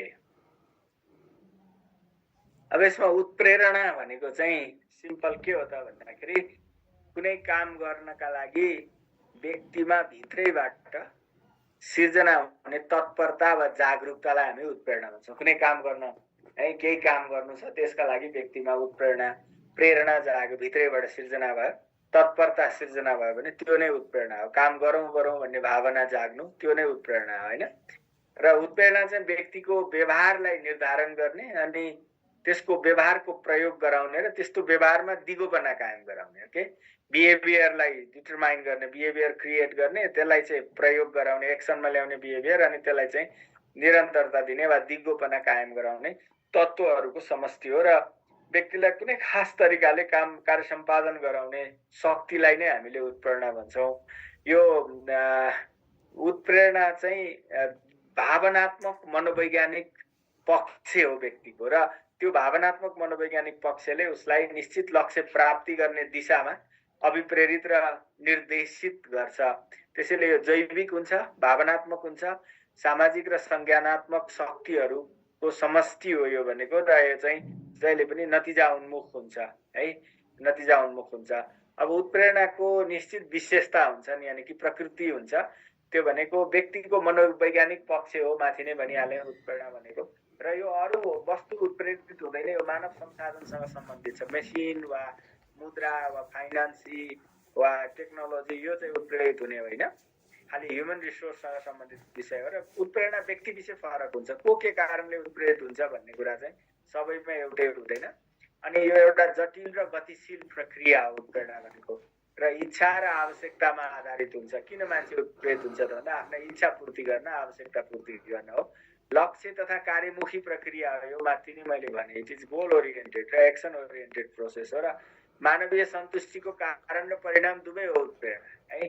उत्प्रेरणाले ऊ चाहिँ मानवीय सन्तुष्टि प्राप्तितर्फ जान्छ, सन्तुष्टि प्राप्त भएपछि उत्प्रेरित हुन्छ। त्यसैले यो कारण पनि हो, परिणाम पनि हो। यो चाहिँ निरन्तर चल्ने प्रक्रिया हो। उत्प्रेरणा हुन्जेली मान्छे बाँच्छ, उत्प्रेरणा लुज गरेपछि त मान्छे होपलेस हुन्छ, मर्छ त्यसपछि होइन। त्यसैले यो चक्र हो एउटा, निरन्तर चलिरहन्छ। असन्तुष्ट, सन्तुष्टिको आशा अपेक्षा, त्यसका लागि उत्प्रेरित, कार्य सम्पादन, सन्तुष्टि, फेरि चाहिँ अर्को निड राइज हुन्छ अनि फेरि काम गर्छ। यसरी निरन्तर चल्छ। व्यक्ति सम्पूर्ण रूपले उत्प्रेरित हुन्छ, यसको कुनै पार्ट उत्प्रेरित हुने, कुनै पक्ष उत्प्रेरित हुने हुँदैन। Person as a whole complete motivation हुने हो। सकारात्मक वा नकारात्मक दुईटै प्रकृतिको हुन सक्छ, आन्तरिक र बाह्य हुन सक्छ उत्प्रेरणा, इन्टर्नल एन्ड एक्सटर्नल अथवा इन्ट्रिन्जिक वा एक्सट्रिन्जिक होइन। अब उत्प्रेरणा व्यक्तिलाई उत्प्रेरित केले गर्छ त भन्दाखेरि चाहिँ वास्तवमा व्यक्तिको रुचि र सोख होइन, इन्ट्रेस्ट एन्ड हबी, छनौटको अवसर दिएर पनि उत्प्रेरित गराउन सकिन्छ, अपर्च्युनिटी टु चोइस। मुद्राले गर्छ, पैसाले, सहभागिताबाट उत्प्रेरित हुन सकिन्छ। गुणस्तरीय कार्यजीवनले पनि उत्प्रेरित गर्छ, क्वालिटी अफ वर्क लाइफ होइन, कार्यजीवन कतिको गुणस्तरीय छ त्यसबाट होइन, अफिस कस्तो छ, सेटअप कस्तो छ, रिलेसन त्यहाँ साथीभाइ, कोवर्करहरू, पियरहरू, सुपरभाइजर, म्यानेजर कस्ता छन् होइन। नतिजाद्वारा व्यवस्थापन, यदि हामीले म्यानेजमेन्ट बाई अब्जेक्टिभ अवलम्बन गरेका छौँ भने, रिजल्ट बेस्ड म्यानेजमेन्ट छ भने, जिम्मेवारी चुनौतीपूर्ण दियो भने पनि उत्प्रेरित हुन्छ, तिमीले सक्छौ, तिमी मात्रै हो गर्न सक्ने भनेर। कदर र मान्यता, रेकग्निसन दियो भने पनि हुन्छ। अनि पुरस्कार र दण्ड, रिवार्ड एन्ड पनिसमेन्ट दियो भने पनि हुन्छ। सुरक्षा अनुभूति, सेन्स अफ सेक्युरिटीले पनि उत्प्रेरित गर्छ। र प्रतिस्पर्धा यानि कि कम्पिटिसनले पनि मान्छेलाई उत्प्रेरित गर्छ। अनि शक्ति र अधिकारले पनि मान्छेलाई जति धेरै पावर दियो, अथोरिटी दियो, त्यति धेरै उत्प्रेरित हुने चाहिँ हुन्छ। अब व्यक्तिलाई सङ्गठनमा उत्प्रेरित गर्ने तत्त्वहरूलाई आन्तरिक र बाह्य गरेर चाहिँ विभाजित गर्न सकिन्छ। त्यस्तै गरेर मौद्रिक र गैर मौद्रिक गरेर पनि विभाजित गर्न सकिन्छ। व्यक्ति भित्रैदेखि स्वतः स्फूर्त आफै उत्प्रेरित हुन्छ, त्यो आन्तरिक तत्त्व हो। अब यो आन्तरिक तत्त्व चाहिँ व्यक्तिको रुचि, सोख होइन, अनि कार्य स्वायत्तता, रोजाअनुसारको जिम्मेवारी आदि कुराहरू चाहिँ आन्तरिक तत्त्व, स्व उत्प्रेरक तत्त्वहरू हुन्। सबभन्दा राम्रो त आन्तरिक तत्त्व जगाएर व्यक्तिलाई उत्प्रेरित गराउनु नै हो। तर अब बाह्य तत्त्वबाट पनि मान्छेलाई उत्प्रेरित गर्न सकिन्छ, एक्सट्रिन्जिक फ्याक्टर। त्यो चाहिँ उसको आवश्यकता हेरेर सङ्गठनले जे गरिदिँदा, जे उपलब्ध गराउँदा उत्प्रेरित हुन्छ, उसको आवश्यकता पूर्ति हुन्छ, त्यही गरेर उत्प्रेरित गराइन्छ। बाहिरबाट हस्तक्षेप गरेर उत्प्रेरित गराइन्छ भने त्यस्ता तत्त्वहरूलाई बाह्य तत्त्व भनिन्छ। र बाह्य तत्त्व चाहिँ मौद्रिक र गैर मौद्रिक गरेर दुई किसिमका हुन्छन्। मौद्रिक तत्त्व भनेको मुद्रा दिएर, पैसा दिएर उत्प्रेरित गरिन्छ भने, त्यो भनेको आकर्षक तलब, अतिरिक्त भत्ता, मुनाफा, बोनस बाँडेर, तलबी बिदा दिएर, पेन्सन दिएर, उपदान दिएर, बचत बिमाको व्यवस्था गरेर, यातायात खर्च सुविधा दिएर, आवास ऋण अनुदान दिएर, शिक्षामा अनुदान दिएर, सन्तति वृद्धि, औषधोपचार खर्च होइन, ग्रेड थपको व्यवस्था, आर्थिक पुरस्कार, चाडपर्व खर्च, काम नगरेको समयको भुक्तानी, यी सबै मुद्रामा दिने सुविधा हुन् जसले गर्दा व्यक्तिलाई उत्प्रेरित गरिन्छ। यिनीहरूलाई मौद्रिक तत्त्व भन्छ भने गैर मौद्रिक तत्त्व चाहिँ मुद्रा बाहेक अरू माध्यमद्वारा उसलाई उत्प्रेरित प्रोत्साहित गरिन्छ भने त्यसलाई गैर मौद्रिक तत्त्व भनेर भनिन्छ। यसमा चाहिँ इच्छाइएको ठाउँमा पदस्थापन वा सरुवा गरियो भने पनि ऊ उत्प्रेरित हुन सक्छ, समयमै बढुवा भयो भने उत्प्रेरित हुन सक्छ, कामको वस्तुनिष्ठ मूल्याङ्कनले पनि उत्प्रेरित गर्न सकिन्छ, पुरस्कार र दण्ड प्रणाली व्यवस्थित छ भने त्यो पनि गैर मौद्रिक तत्त्व, विश्वास, मान्यता, सम्मान दिएर पनि, अधिकार प्रत्यार्जन गरेर, थप चुनौतीपूर्ण जिम्मेवारी दिएर होइन, सेवाको सुरक्षाको कानुनी प्रत्याभूति गरेर, प्रतिस्पर्धाको वातावरण सिर्जना गरेर, निर्णयमा सहभागी बनाएर, स्वतन्त्र गुनासो सुनवाई र गुनासो समाधान गरेर होइन, कामको परिवर्तन र आलो पालो समयमै सरुवा गर्ने व्यवस्था गरेर, स्वच्छ र पक्षपात रहित व्यवहार गरेर, कार्य वातावरण उपयुक्त बनाएर, काममा स्वायत्तता दिएर, तालिम र विकासका अवसरहरू दिएर होइन, लक्ष्य तोकेर जिम्मेवारी दियो भने पनि उत्प्रेरित हुन सक्छ। पृष्ठपोषण, कामको मूल्याङ्कन गरेर नियमित रूपमा दियो भने त्यसले पनि उत्प्रेरित गर्छ। काम दिँदा यो मिनिङफुल काम दियो भने, अर्थपूर्ण जिम्मेवारी दियो भने पनि उत्प्रेरित गर्न सकिन्छ हैन। र चाहिँ उपयुक्त संगठनात्मक संस्कृति, यो चाहिँ अर्गनाइजेसनल कल्चर राम्रो भयो भने पनि उत्प्रेरित हुन्छ। अनौपचारिक वातावरणले पनि बनाउँछ। मानवीय पक्षलाई महत्त्व दियो भने पनि हुन्छ। यस्ता नन मोनिटरी फ्याक्टरहरू पनि थुप्रै हुन्छन्। उत्प्रेरणालाई हामीले सकारात्मक र नकारात्मक भन्छौँ। कुनै कुरा गर्न प्रोत्साहित गर्ने, उत्साह जगाउने त्यो चाहिँ सकारात्मक हो। नियन्त्रण गरेर डर, त्रास, दण्ड, सजायबाट उत्प्रेरित गर्न खोज्यो भने नकारात्मक हो। मौद्रिक गैर मौद्रिक माथि आइहाल्यो। व्यक्ति एक्लै मार्फत उत्प्रेरित गर्न खोज्यो भने व्यक्तिगत हुन्छ। टिमलाई नै मोटिभेट गर्यो भने कलेक्टिभ, इन्डिभिजुअल, ग्रुप मोटिभेसन हुन्छ। आन्तरिक र बाह्य मैले माथि भनिहालेँ। अब उत्प्रेरणाको के महत्त्व हुन्छ त भन्दाखेरि उत्प्रेरणाले चाहिँ प्रभावकारी कार्य सम्पादनबाट संगठनको उत्पादकता अभिवृद्धि गरिदिन्छ। अनि संगठनमा मानवीय साधनको अधिकतम उपयोग गर्न सम्भव हुन्छ उत्प्रेरणा मार्फत। कर्मचारीमा कार्य सन्तुष्टि र मनोबल बढाउन सकिन्छ। असल कर्मचारी व्यवस्थापन सम्बन्ध र समन्वय कायम गर्न सकिन्छ। कर्मचारी व्यवस्थापन भनेको चाहिँ कर्मचारी र व्यवस्थापन बीचको भनेको है। सम्बन्ध र समन्वयलाई असल बनाउन सकिन्छ। परिवर्तनको समर्थन गराउन र ग्रहण गराउन सजिलो हुन्छ संगठनमा। र संगठनमा कर्मचारी स्थायित्व बढ्छ। समय पालना हुन्छ उनीहरूबाट। नियमित काममा गर्ने हुन्छन्। बन्द, हडताल, आन्दोलन यो हराएर जान्छ उत्प्रेरणा बढ्यो भने। कर्मचारीहरूमा संगठन र आफ्नो कामप्रतिको अपनत्व बोध पनि बढ्छ। अनि एकअर्कामा सहयोग र सहकार्य गर्ने हुन्छ उनीहरूले। अनि समग्र निजामती सेवाको सामाजिक छवि सुधार गर्छ उत्प्रेरणाले र सेवाको गुणस्तर पनि सुधार हुन्छ। सेवाग्राही सन्तुष्टि बढ्छ। अनि संगठनका उत्प्रेरणालाई हेरेर, उत्प्रेरणाको स्तर हेरेर संगठनका मेधावी जनशक्ति आकर्षित हुन्छन्। संगठनमा बजारका मेधावी जनशक्ति। यस्तो महत्त्व हुन्छ उत्प्रेरणाको। उत्प्रेरणाका विभिन्न सिद्धान्तहरू छन् है। आवश्यकताको सोपानको सिद्धान्त सबैभन्दा बढी प्रचलित सिद्धान्त मात्रै कुरा गर्नुपर्दा एउटा हायरार्की अफ नीड थ्योरी हो। मास्लोको हायरार्की अफ नीड थ्योरी भन्नेले चाहिँ मान्छे आफ्ना आवश्यकता पूर्ति गर्न, काम गर्नलाई उत्प्रेरित हुने हो। त्यस्ता आवश्यकता चाहिँ अनन्त हुन्छन् र निरन्तर एकपछि अर्को जाग्ने, उत्प्रेरित गर्ने व्यक्तिलाई सन्तुष्ट गर्ने, फेरि अर्को जाग्ने, यो प्रक्रिया चलिरहन्छ। र मानिसका त्यस्ता आवश्यकताहरू 5 वटा तहका हुन्छन् भनेर उनले भन्छन्। त्यसैले हायरार्की अफ नीड भनेको पहिलो आवश्यकता चाहिँ फिजियोलोजिकल नीड हो। शारीरिक आवश्यकता, मान्छेलाई घाँस, बाँस, कपास र यौन, यो 4 वटा कुराहरू फन्डामेन्टल नीडका रूपमा, बेसिक नीडका रूपमा रहन्छन्। यो प्राप्तिका लागि उनीहरूले मेहनत गर्छन्, काम गर्छन्। अनि ती आवश्यकता पुरा भएपछि उनलाई चाहिँ दोस्रो चरणको आवश्यकता जाग्छ। त्यो चाहिँ सेफ्टी नीड, सुरक्षा आवश्यकता भन्छ त्यसलाई। सामाजिक र मानसिक क्षतिबाट चाहिँ सुरक्षा गर्नु र संरक्षण अनुभूति गर्नु, त्यो सुरक्षा आवश्यकता हो। अनि सुरक्षा आवश्यकता पनि पुरा भएपछि चाहिँ अब उनलाई सामाजिक आवश्यकता सुरु हुन्छ। त्यो भनेको माया, स्नेह, आफन्तीपना हुन्छ उनलाई। अनि त्यो पनि आवश्यकता पुरा भएपछि चाहिँ अब आत्मसम्मानको चरणमा पुग्छ। यो चाहिँ स्टिम नीड हो, यो चाहिँ इगो नीड हो। त्यसपछि अब उसले आन्तरिक र बाह्य तत्त्व हुन्छन्। यसका आन्तरिकमा चाहिँ आत्मसम्मान, सबैले मलाई मान सम्मान गरून् र म सन्तुष्ट हुँ। स्वायत्तता, म कसैको नियन्त्रणमा बस्नु नपरोस्, मलाई बरु अरूले सोधुन्, मैले भने अनुसार अरूले काम गरून्। उपलब्धि, मैले राम्रो स्तरको रेकग्निसन, अचिभमेन्ट प्राप्त गरौँ। अनि बाह्य फ्याक्टर चाहिँ मैले समाजमा एकदम उच्च हैसियत प्राप्त गरूँ, सबैले मलाई मान्यता दिउन्, नमस्ते गरून्, आदर सत्कार गरून्, माला खादा ओढाउन् हैन। यी कुराहरू चाहिँ स्टिम नीड, इगो नीडसँग सम्बद्ध हुन्। अब यी कुराहरू पनि धेरै समय टिक्दैनन्। त्यो पुरा भएपछि मान्छे बिस्तारै सेल्फ एक्चुअलाइजेसन नीडमा प्रवेश गर्छ। आत्मबोध, आत्मज्ञान, यो चाहिँ व्यक्ति जे हुनका लागि योग्य छ त्यो हुने इच्छा, अर्थात् व्यक्तिले आफ्ना सम्भावना र क्षमताको पूर्ण उपयोग गर्यो वा गरेन भन्ने कुरा, त्यो गर्नलाई चाहना राख्ने कुरा। यो अवस्थामा चाहिँ मान्छेले आफ्नो नैतिकता, सृजनशीलता, स्वतस्फूर्तता, निष्पक्षता, सत्यको स्वीकारोक्ति, यी कुरालाई महत्त्व दिन्छ र ती कुरा प्राप्ति हुने किसिमको काम लगायो भने मात्रै उत्प्रेरित भएर गर्छ। अब यहाँ माथि सामाजिक आवश्यकतासम्म, शारीरिक सुरक्षा र सामाजिक आवश्यकतासँग मौद्रिक तत्त्वले काम गर्छ। अब यो स्टिम निड र सेल्फ एक्चुअलाइजेसन निडमा चाहिँ मौद्रिक तत्त्वले काम गर्दैन, बढी गैर मौद्रिक तत्त्वले काम गर्छन् हैन।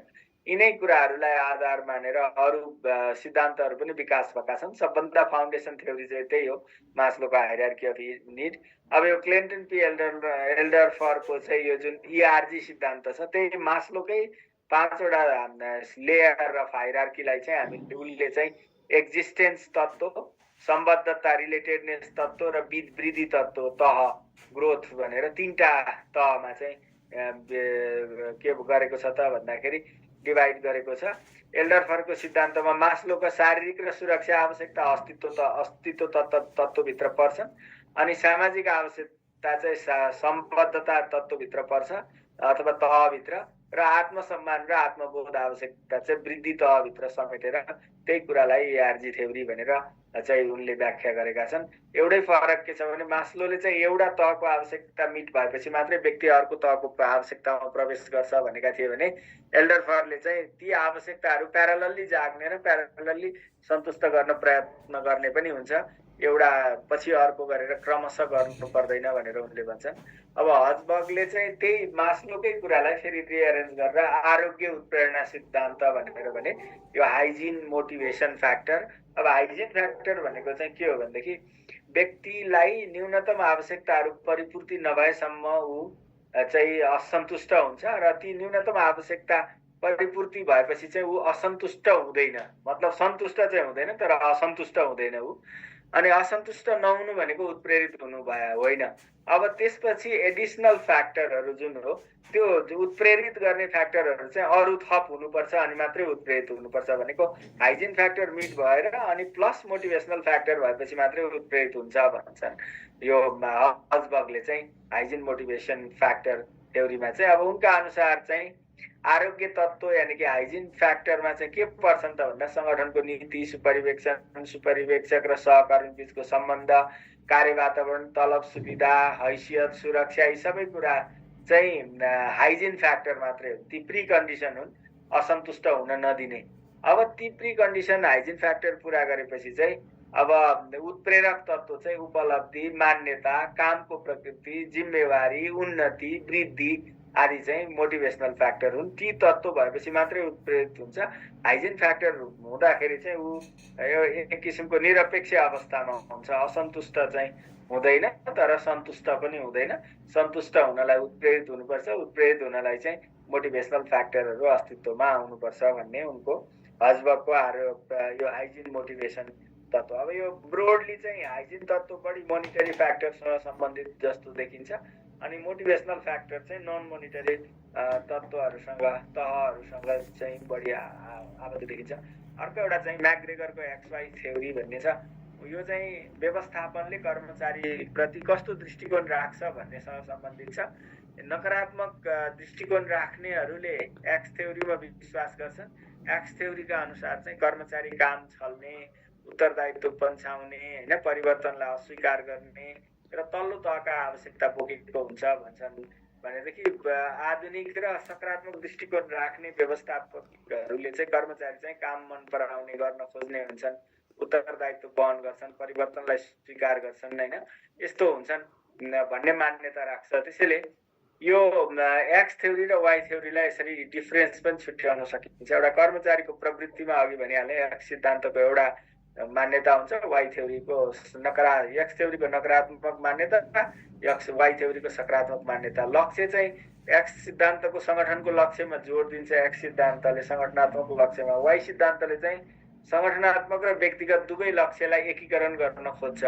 एक्स सिद्धान्तले चाहिँ व्यवस्थापकीय नियन्त्रणमा जोड दिन्छ भने वाइ सिद्धान्तले चाहिँ कर्मचारीद्वारा सेल्फ कन्ट्रोल, आत्मनियन्त्रणमा जोड दिन्छ। एक्स सिद्धान्तले सुपरिवेक्षकद्वारा औपचारिक निर्देशन दिने कुरामा विश्वास गर्छ भने वाइ सिद्धान्तले चाहिँ कर्मचारी आफ्नो निर्देशन आफैले स्वनियन्त्रण, स्वनिर्देशन, आत्मनिर्देशनमा विश्वास गर्छ। महत्त्वाकांक्षा चाहिँ केवल सुरक्षाको आकांक्षा हुन्छ एक्स थ्योरीमा, वाइ थ्योरीमा चाहिँ सृजनशीलतामुखी असीमित आकांक्षाहरू हुन्छन्। यसरी भिन्नताहरू हुन्छन् यी दुईटामा। तर अब ग्रेगरले के भन्छन् त भन्दा यो चाहिँ प्राय आधुनिक व्यवस्थापनमा चाहिँ वाइ थ्योरीकै प्रयोग गर्नुपर्छ, एक्स थ्योरी चाहिँ यो नकारात्मक अप्रोच हो कर्मचारीलाई दण्डित र त्रसित गरेर स्टिकलाई प्रयोग गरेर उत्प्रेरित गर्न खोज्ने, त्यो यथार्थमा उत्प्रेरित गर्न सकिँदैन, त्यसरी दमन मात्रै गर्न सकिने हो भन्छ। तर कहिलेकाहीँ यदा कदा त्यो एक्स थ्योरीको पनि प्रयोग सिचुएसन अनुसार गर्नु पनि पर्ने हुन्छ भन्ने हो। अब उत्प्रेरणामा नेतृत्वको चाहिँ के भूमिका हुन्छ भन्दा कर्मचारीको आवश्यकतालाई उजागर गरिदिने, असल कामलाई प्रोत्साहित गर्ने, आफू उदाहरण बनेर देखाउने, अनि नैतिक र सामूहिक भावना विकास गर्ने संगठनभित्र समस्या समाधान प्रक्रियामा चाहिँ आफू सहभागी हुने र कर्मचारीप्रति संवेदनशील बन्ने है, उनीहरूप्रति र कर्मचारीलाई सुसूचित बनाउने अनि कामलाई चुनौतीपूर्ण, उत्साहजनक, अर्थपूर्ण बनाउने र संगठनात्मक लक्ष्य विपरीत व्यवहार गर्नेलाई परामर्श काउन्सिलिङ गर्ने, यो भूमिका चाहिँ नेतृत्वले खेल्नुपर्छ उत्प्रेरणा जगाउनलाई संगठनमा। नेपालमा मौद्रिक उपाय के छन् मैले माथि पनि भने, गैर मौद्रिक उपाय व्यवस्थाहरू गरिएको छ। तर पनि समस्या के छ त भन्दा कर्मचारीका शारीरिक सुरक्षा र सामाजिक आवश्यकता नै अझै पनि पुरा भएका छैनन्। त्यसैले मास्लोको हायरार्की अफ निड थ्योरी बढी फिट हुन्छ नेपालको उत्प्रेरणाको सम्बन्धमा। मौद्रिक तत्त्व नै पर्याप्त छैनन्, गैर मौद्रिक तत्त्व उत्प्रेरक बन्न सकेका छैनन्। त्यही भएर अनि आरोग्य तत्त्वकै पर्याप्त व्यवस्था हामीले गर्न सकेका छैनौँ। मोटिभेसनल तत्त्व त परै जाओस्, उत्प्रेरणाका आन्तरिक तत्त्वलाई महत्त्व दिएको छैन है, इन्ट्रिन्जिक फ्याक्टरलाई। सकारात्मक भन्दा पनि नकारात्मक उत्प्रेरणा यानि कि यक्स थ्योरीमा जोड दिएका छौँ हामीले अझै पनि। कर्मचारीको कार्य जिम्मेवारी स्पष्ट छैन, योग्यता र अनुभवको कदर हुँदैन, वृत्ति विकासमा समान अवसर छैन हैन, अनि व्यक्तिगत वृत्ति विकासका पर्याप्त प्रावधान पनि छैनन्, अनि सरुवा र पदस्थापन प्रणाली वैज्ञानिक र व्यवहारिक हुन सकेका छैन, राष्ट्रिय तथा अन्तर्राष्ट्रिय तालिम तथा अध्ययनको अवसरमा समानता छैन, तलब भत्ता तथा अन्य सुविधा जीवनयापनका लागि पर्याप्त छैनन् हैन, बिमा, सामाजिक सुरक्षा र कर्मचारी कल्याणका अन्य कार्यक्रमहरू पनि एडिक्वेट छैनन्, पुरस्कार र दण्डको व्यवस्था वस्तुगत छैन। यस्ता खालका समस्याहरू रहेका छन् भनेर अब यसलाई रिभर्स गरेर समाधान दिन सक्नुहुन्छ। अब लास्टमा अलिकति बाँकी छ, आज अलिकति लामै भयो क्लास, तर यो सामान्य कुराहरू छ, इम्पोर्टेन्ट कुराहरू छ, ध्यान दिएर सुनिरहनु भएको छ भन्ने अपेक्षा गरेको छु। एनाउन्स त राम्रोसँग पढ्नु भएको होला हिजोको, आज पनि मैले यो बाँकी मोटिभेसन र उसको पठाइदिन्छु। अब यो कार्य सम्पादन मूल्याङ्कन आजको फेरि पठाइदिन्छु, किनभने क्वेसन हिजोकोमा आधाको मात्रै थियो है, त्यही भएर। एनिवे, यो कार्य सम्पादन मूल्याङ्कन भनेको चाहिँ कर्मचारीलाई तोकिएको कार्य विवरण बमोजिमको काम तोकिएकै परिणाममा नतिजा, तोकिएकै गुणस्तर र मात्रामा नतिजा ल्याउने गरी तोकिएको विधि प्रक्रिया पुरा गरेको छ कि छैन भनेर सुपरिवेक्षकले हेर्ने, दृष्टिगोचर गर्ने, अनि कुनै समस्या वा कमजोरी भए पहिचान गर्ने र त्यसका कारण खोजी गरी सुधार गर्ने, परामर्श दिने, त्यो कुरालाई हामी कार्य सम्पादन मूल्याङ्कन भन्छौँ। त्यसैले कार्य सम्पादन मूल्याङ्कन कार्य सम्पादनमा सुधार गर्ने औजार हो, न कि कर्मचारीमा नियन्त्रण गर्ने होइन। यो कुरा हामीले बुझ्नु पर्यो। अब यसमा चाहिँ के गरिन्छ त भन्दाखेरि कर्मचारीको हालको कार्य सम्पादन स्तरको मापन गरिन्छ र भविष्यको जिम्मेवारी वहन गर्न सक्ने सम्भावित क्षमताको मूल्याङ्कन पनि गरिन्छ। यसले संगठनात्मक लक्ष्य प्राप्तिमा प्रत्येक कर्मचारीको योगदानको लेखाजोखा गर्छ, कमजोरी छ भने पहिचान गर्छ र समयमै सुधार गर्ने मौका पनि प्रदान गर्छ पर्फर्मेन्स अप्राइजरले। यो दण्ड र पुरस्कारको पनि आधार हो, प्रमोसनको आधार हो हैन। अब उद्देश्य चाहिँ यसको कार्य सम्पादनमा सुधार गर्नु हो, डेफिनेटली दण्ड र पुरस्कारको व्यवस्था गर्नु हो, अनि तालिम विकास आवश्यकताको पहिचान गर्नु हो, कर्मचारीमा सरुवा बढुवा अवकाश यसका लागि पनि आधार प्रदान गर्नु। छनौट परीक्षाको वैधता परीक्षण गर्नु भनेको चाहिँ तपाईलाई छनौट गरेर निजामतीमा 1 नम्बरमा पठाएको थियो, कार्य सम्पादन एकदम लो भयो भने त त्यो परीक्षामाथि नै प्रश्न उठ्यो नि त। त्यसैले त्यो परीक्षाले सिफारिस गरेका मान्छे कामयाबी भएनन् भने चाहिँ परीक्षालाई फेरि परिवर्तन गर्नुपर्छ। त्यसैले त्यसको वैधता जाँच्ने कडी पनि हो कार्य सम्पादन मूल्याङ्कन। सुपरिवेक्षकीय समझदारी कायम गर्नु पनि हो यसको उद्देश्य भनेको चाहिँ। सुपरभाइजरसँग गरेको अन्डरस्ट्यान्डिङलाई पालना गर्नु, गराउनु। वृत्ति र उत्तराधिकार योजना बनाउन पनि यसले मद्दत गर्छ। कर्मचारी उत्प्रेरणा र मनोबललाई उच्च राख्न मद्दत गर्छ। कार्य सम्पादनमा आधारित तलब र प्रोत्साहनको व्यवस्था गर्न पनि कार्य सम्पादन मूल्याङ्कनलाई आधारका रूपमा लिइन्छ। कर्मचारी प्रशासनका नीति तर्जुमा गर्न पनि यसले सहयोग पुर्याउँछ। यस्ता खाले उद्देश्यहरू हुन्छन्। र प्रक्रिया भनेर माथि प्रश्नमा थियो। सबभन्दा पहिला उद्देश्यको निर्धारण गरिन्छ, किन कार्य सम्पादन मूल्याङ्कन गर्ने भनेर। अनि मापदण्ड र सूचकहरू बनाइन्छ, के का आधारमा, कुन मापदण्डका आधारमा मूल्याङ्कन गर्ने, केमा मापन गर्ने कार्य सम्पादनलाई। सूचक भनेको मापन गर्ने औजार भए हैन, मापदण्ड भनेको चाहिँ के कसरी भन्ने कुरा चाहिँ मापदण्ड भयो हैन। अनि मापदण्ड र सूचकहरूलाई चाहिँ कार्य सम्पादन मूल्याङ्कन गर्ने कर्मचारीका बीचमा सञ्चार गरिन्छ। यो मापदण्डमा यी सूचकहरूमा मापन गरिन्छ है सम्पादनको भनेर, मूल्याङ्कन गरिन्छ भनेर। कर्मचारीको सम्पादित कामको अब मापन गरिन्छ अर्को चरणमा। अनि कार्य सम्पादन विचलन वा समस्या छ भने पहिचान गरिन्छ, नतिजाबारे कर्मचारीसँग छलफल गरिन्छ, अनि सुधारको कदम चालिन्छ, अनि पुनः सुधारपछि फेरि काम गर्न दिइन्छ र सम्पादित कामको अन्तिम मूल्याङ्कन गरिन्छ र अनि मूल्याङ्कनलाई चाहिँ यो दण्ड र पुरस्कारसँग जोडिन्छ। यो चाहिँ प्रक्रिया हो कार्य सम्पादन मूल्याङ्कनको। यसमा केही व्याख्या गर्नु पर्दैन, यही सरल र 1 देखि 9 सम्म लेखेको छ। के का आधारमा मूल्याङ्कन गरिन्छ त? कार्य सम्पादन मूल्याङ्कनका आधार के हुन्छन् भन्दा रेलिभेन्स, अनुरूपता भनेको चाहिँ जुन लक्ष्य उद्देश्य राखिएको थियो कामको त्यही अनुरूप काम भयो कि भएन भनेर हेरिन्छ, रेलेभेन्स हेरिन्छ, अनुरूपता। विश्वसनीयता है, त्यो नतिजा कतिको विश्वासयोग्य छ हैन, काम गराइ कतिको विश्वासयोग्य छ, रिलायबल छ कि छैन त्यसको जाँच गरिन्छ। गैर संक्रमणता भनेको नन कन्टामिनेसन, कुनै एउटा काम गर्दाखेरि त्यो कामको असरले अरू कामलाई नकारात्मक ढङ्गले प्रभाव पारेको छ कि छैन त्यो कुरा पनि हेरिन्छ। वैधानिकता, भ्यालिडिटी, काम गर्दा ऐन कानुन नियम कार्यविधिको पूर्ण पालना गरेर वैधानिक ढङ्गले गरेको छ कि छैन त्यो हेरिन्छ। व्यवहारिकता, त्यस्तो निर्णय गर्नु वा काम गर्नु त्यो कतिको व्यवहारिक थियो थिएन त्यो पनि हेरिन्छ। संवेदनशीलता, त्यसका संवेदनशील पक्षहरू के छन् अनि तिनलाई कतिको पहिचान गरियो, सम्बोधन गरियो त्यो कुरा पनि हेरिन्छ।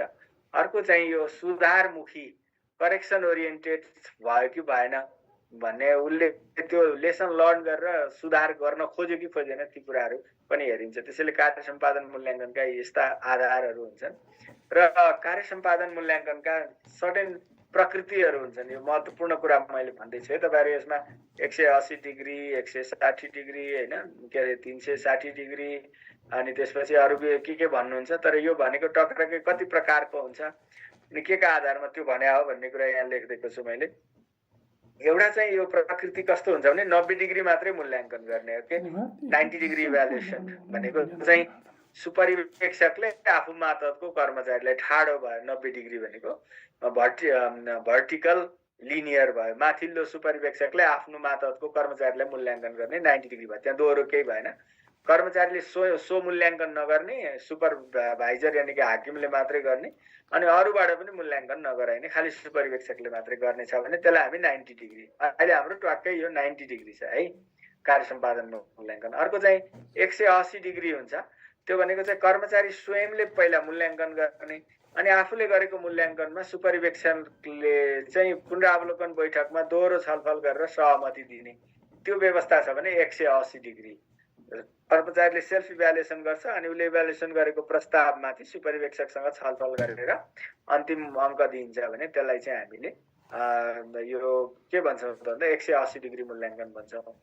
270 डिग्री भन्ने हुन्छ अर्को, चाहिँ सुपरिवेक्षक र सम्बन्धित कर्मचारी स्वयंले गरेको मूल्याङ्कनमा, सुपरिवेक्षकले पनि गर्छ सम्बन्धित कर्मचारीले पनि गर्छ, त्यो मूल्याङ्कनमा फेरि सहकर्मी र मातहतका कर्मचारीबाट पृष्ठपोषण लिइन्छ भने त्यसलाई चाहिँ हामी 270 डिग्री मूल्याङ्कन भन्छौँ। ओके, उनीहरूबाट पृष्ठपोषण मात्रै लिने, मूल्याङ्कनै नगराउने।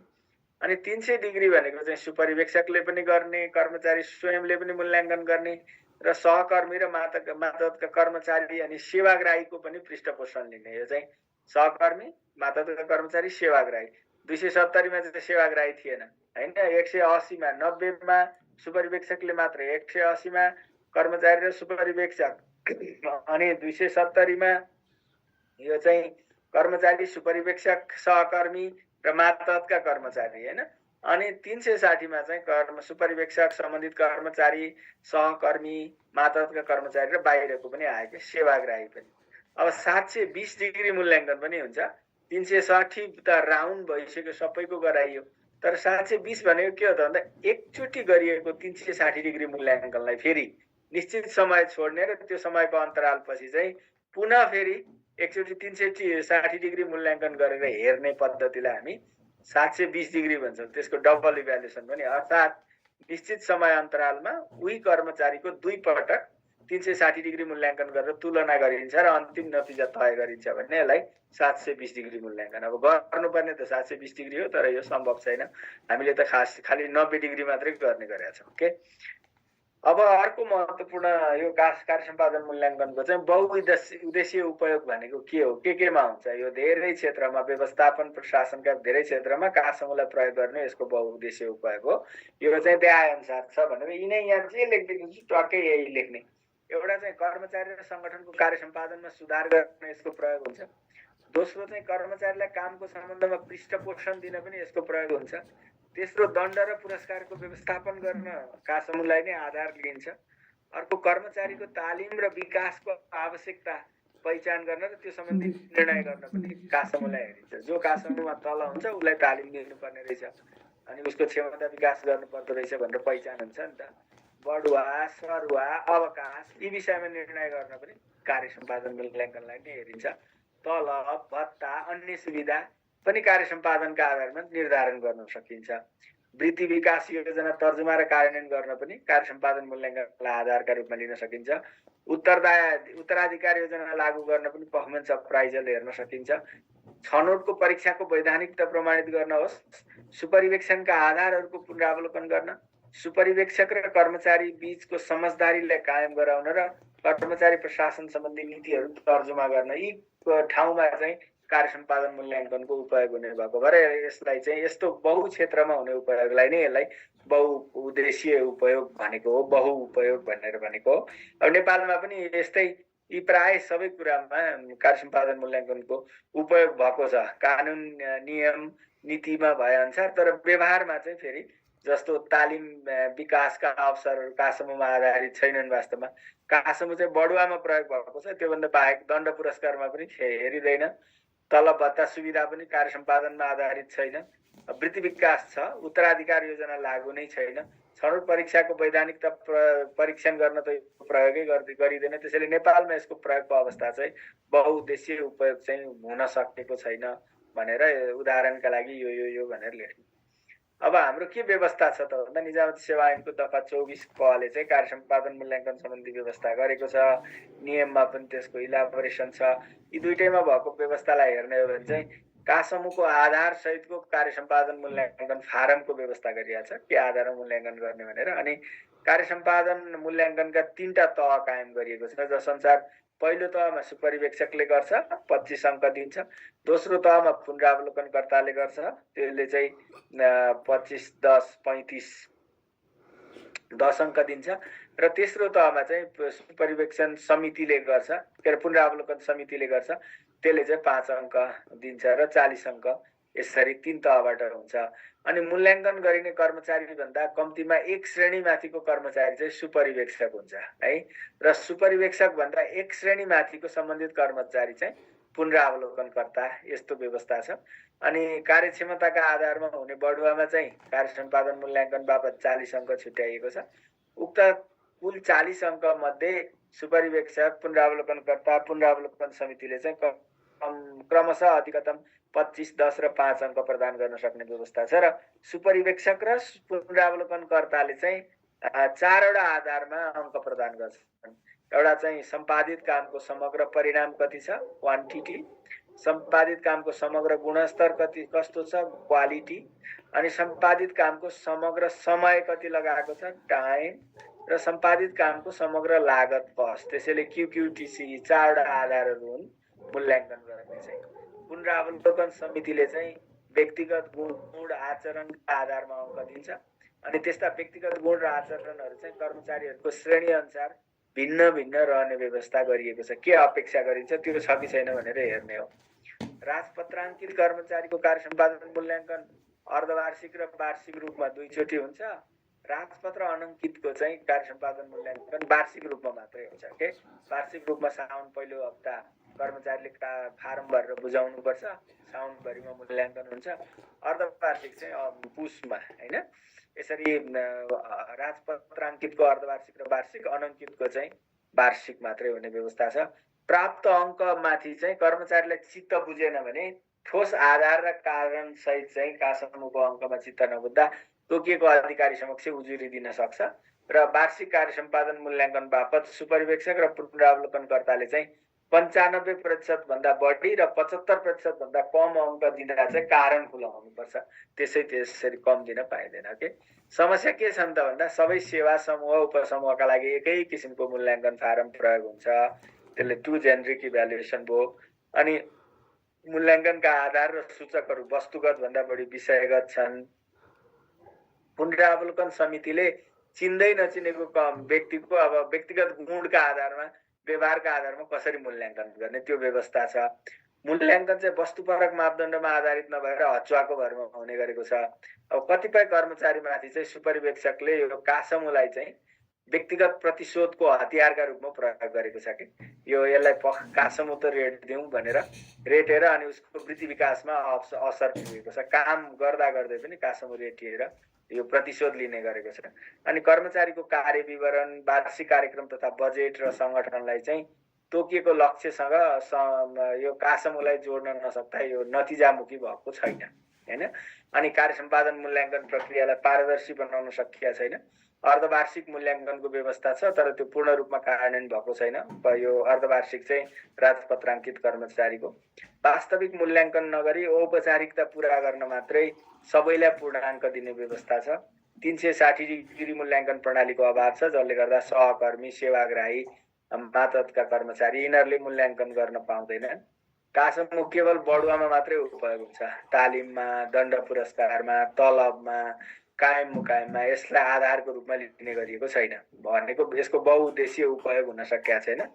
कासमुका आधारमा कर्मचारीको आवश्यक परामर्श तालिम दिएर सुधारको लागि प्रयास गर्ने चलन देखिएको छैन। त्यो हुने गरेको छैन र वर्षभरिको मूल्याङ्कन अहिलेको सुपरिवेक्षकले मात्र गर्छ। जस्तो कोही कर्मचारी साउनमा मूल्याङ्कन हुने भयो, जेठसम्म अर्कै कार्यालयमा थियो, असारमा त्यो कार्यालयमा आएको छ भने चाहिँ अब त्यो असारमा आएको कार्यालयको सुपरिवेक्षकले आफूसँग गर्दै नगरेको कामको मूल्याङ्कन गर्ने व्यवस्था छ। त्यसले यथार्थपरक छैन। यसलाई रिभर्स गरेर तपाईहरुले चाहिँ सुझाव दिन सक्नुहुन्छ। यति भनेर यो चाहिँ कर्मचारी प्रशासनका विविध पक्षहरू भन्ने चाहिँ सकियो। 1.2 को एकदमै लामो। अब हाम्रो व्यवस्थापनका विविध पक्ष पनि यस्तै लामो छ हैन। भोलि चाहिँ हामी संगठन र संगठनात्मक विकाससँग अर्को एउटा टपिक जोडेर गर्छौं। पढेर आउनु होला।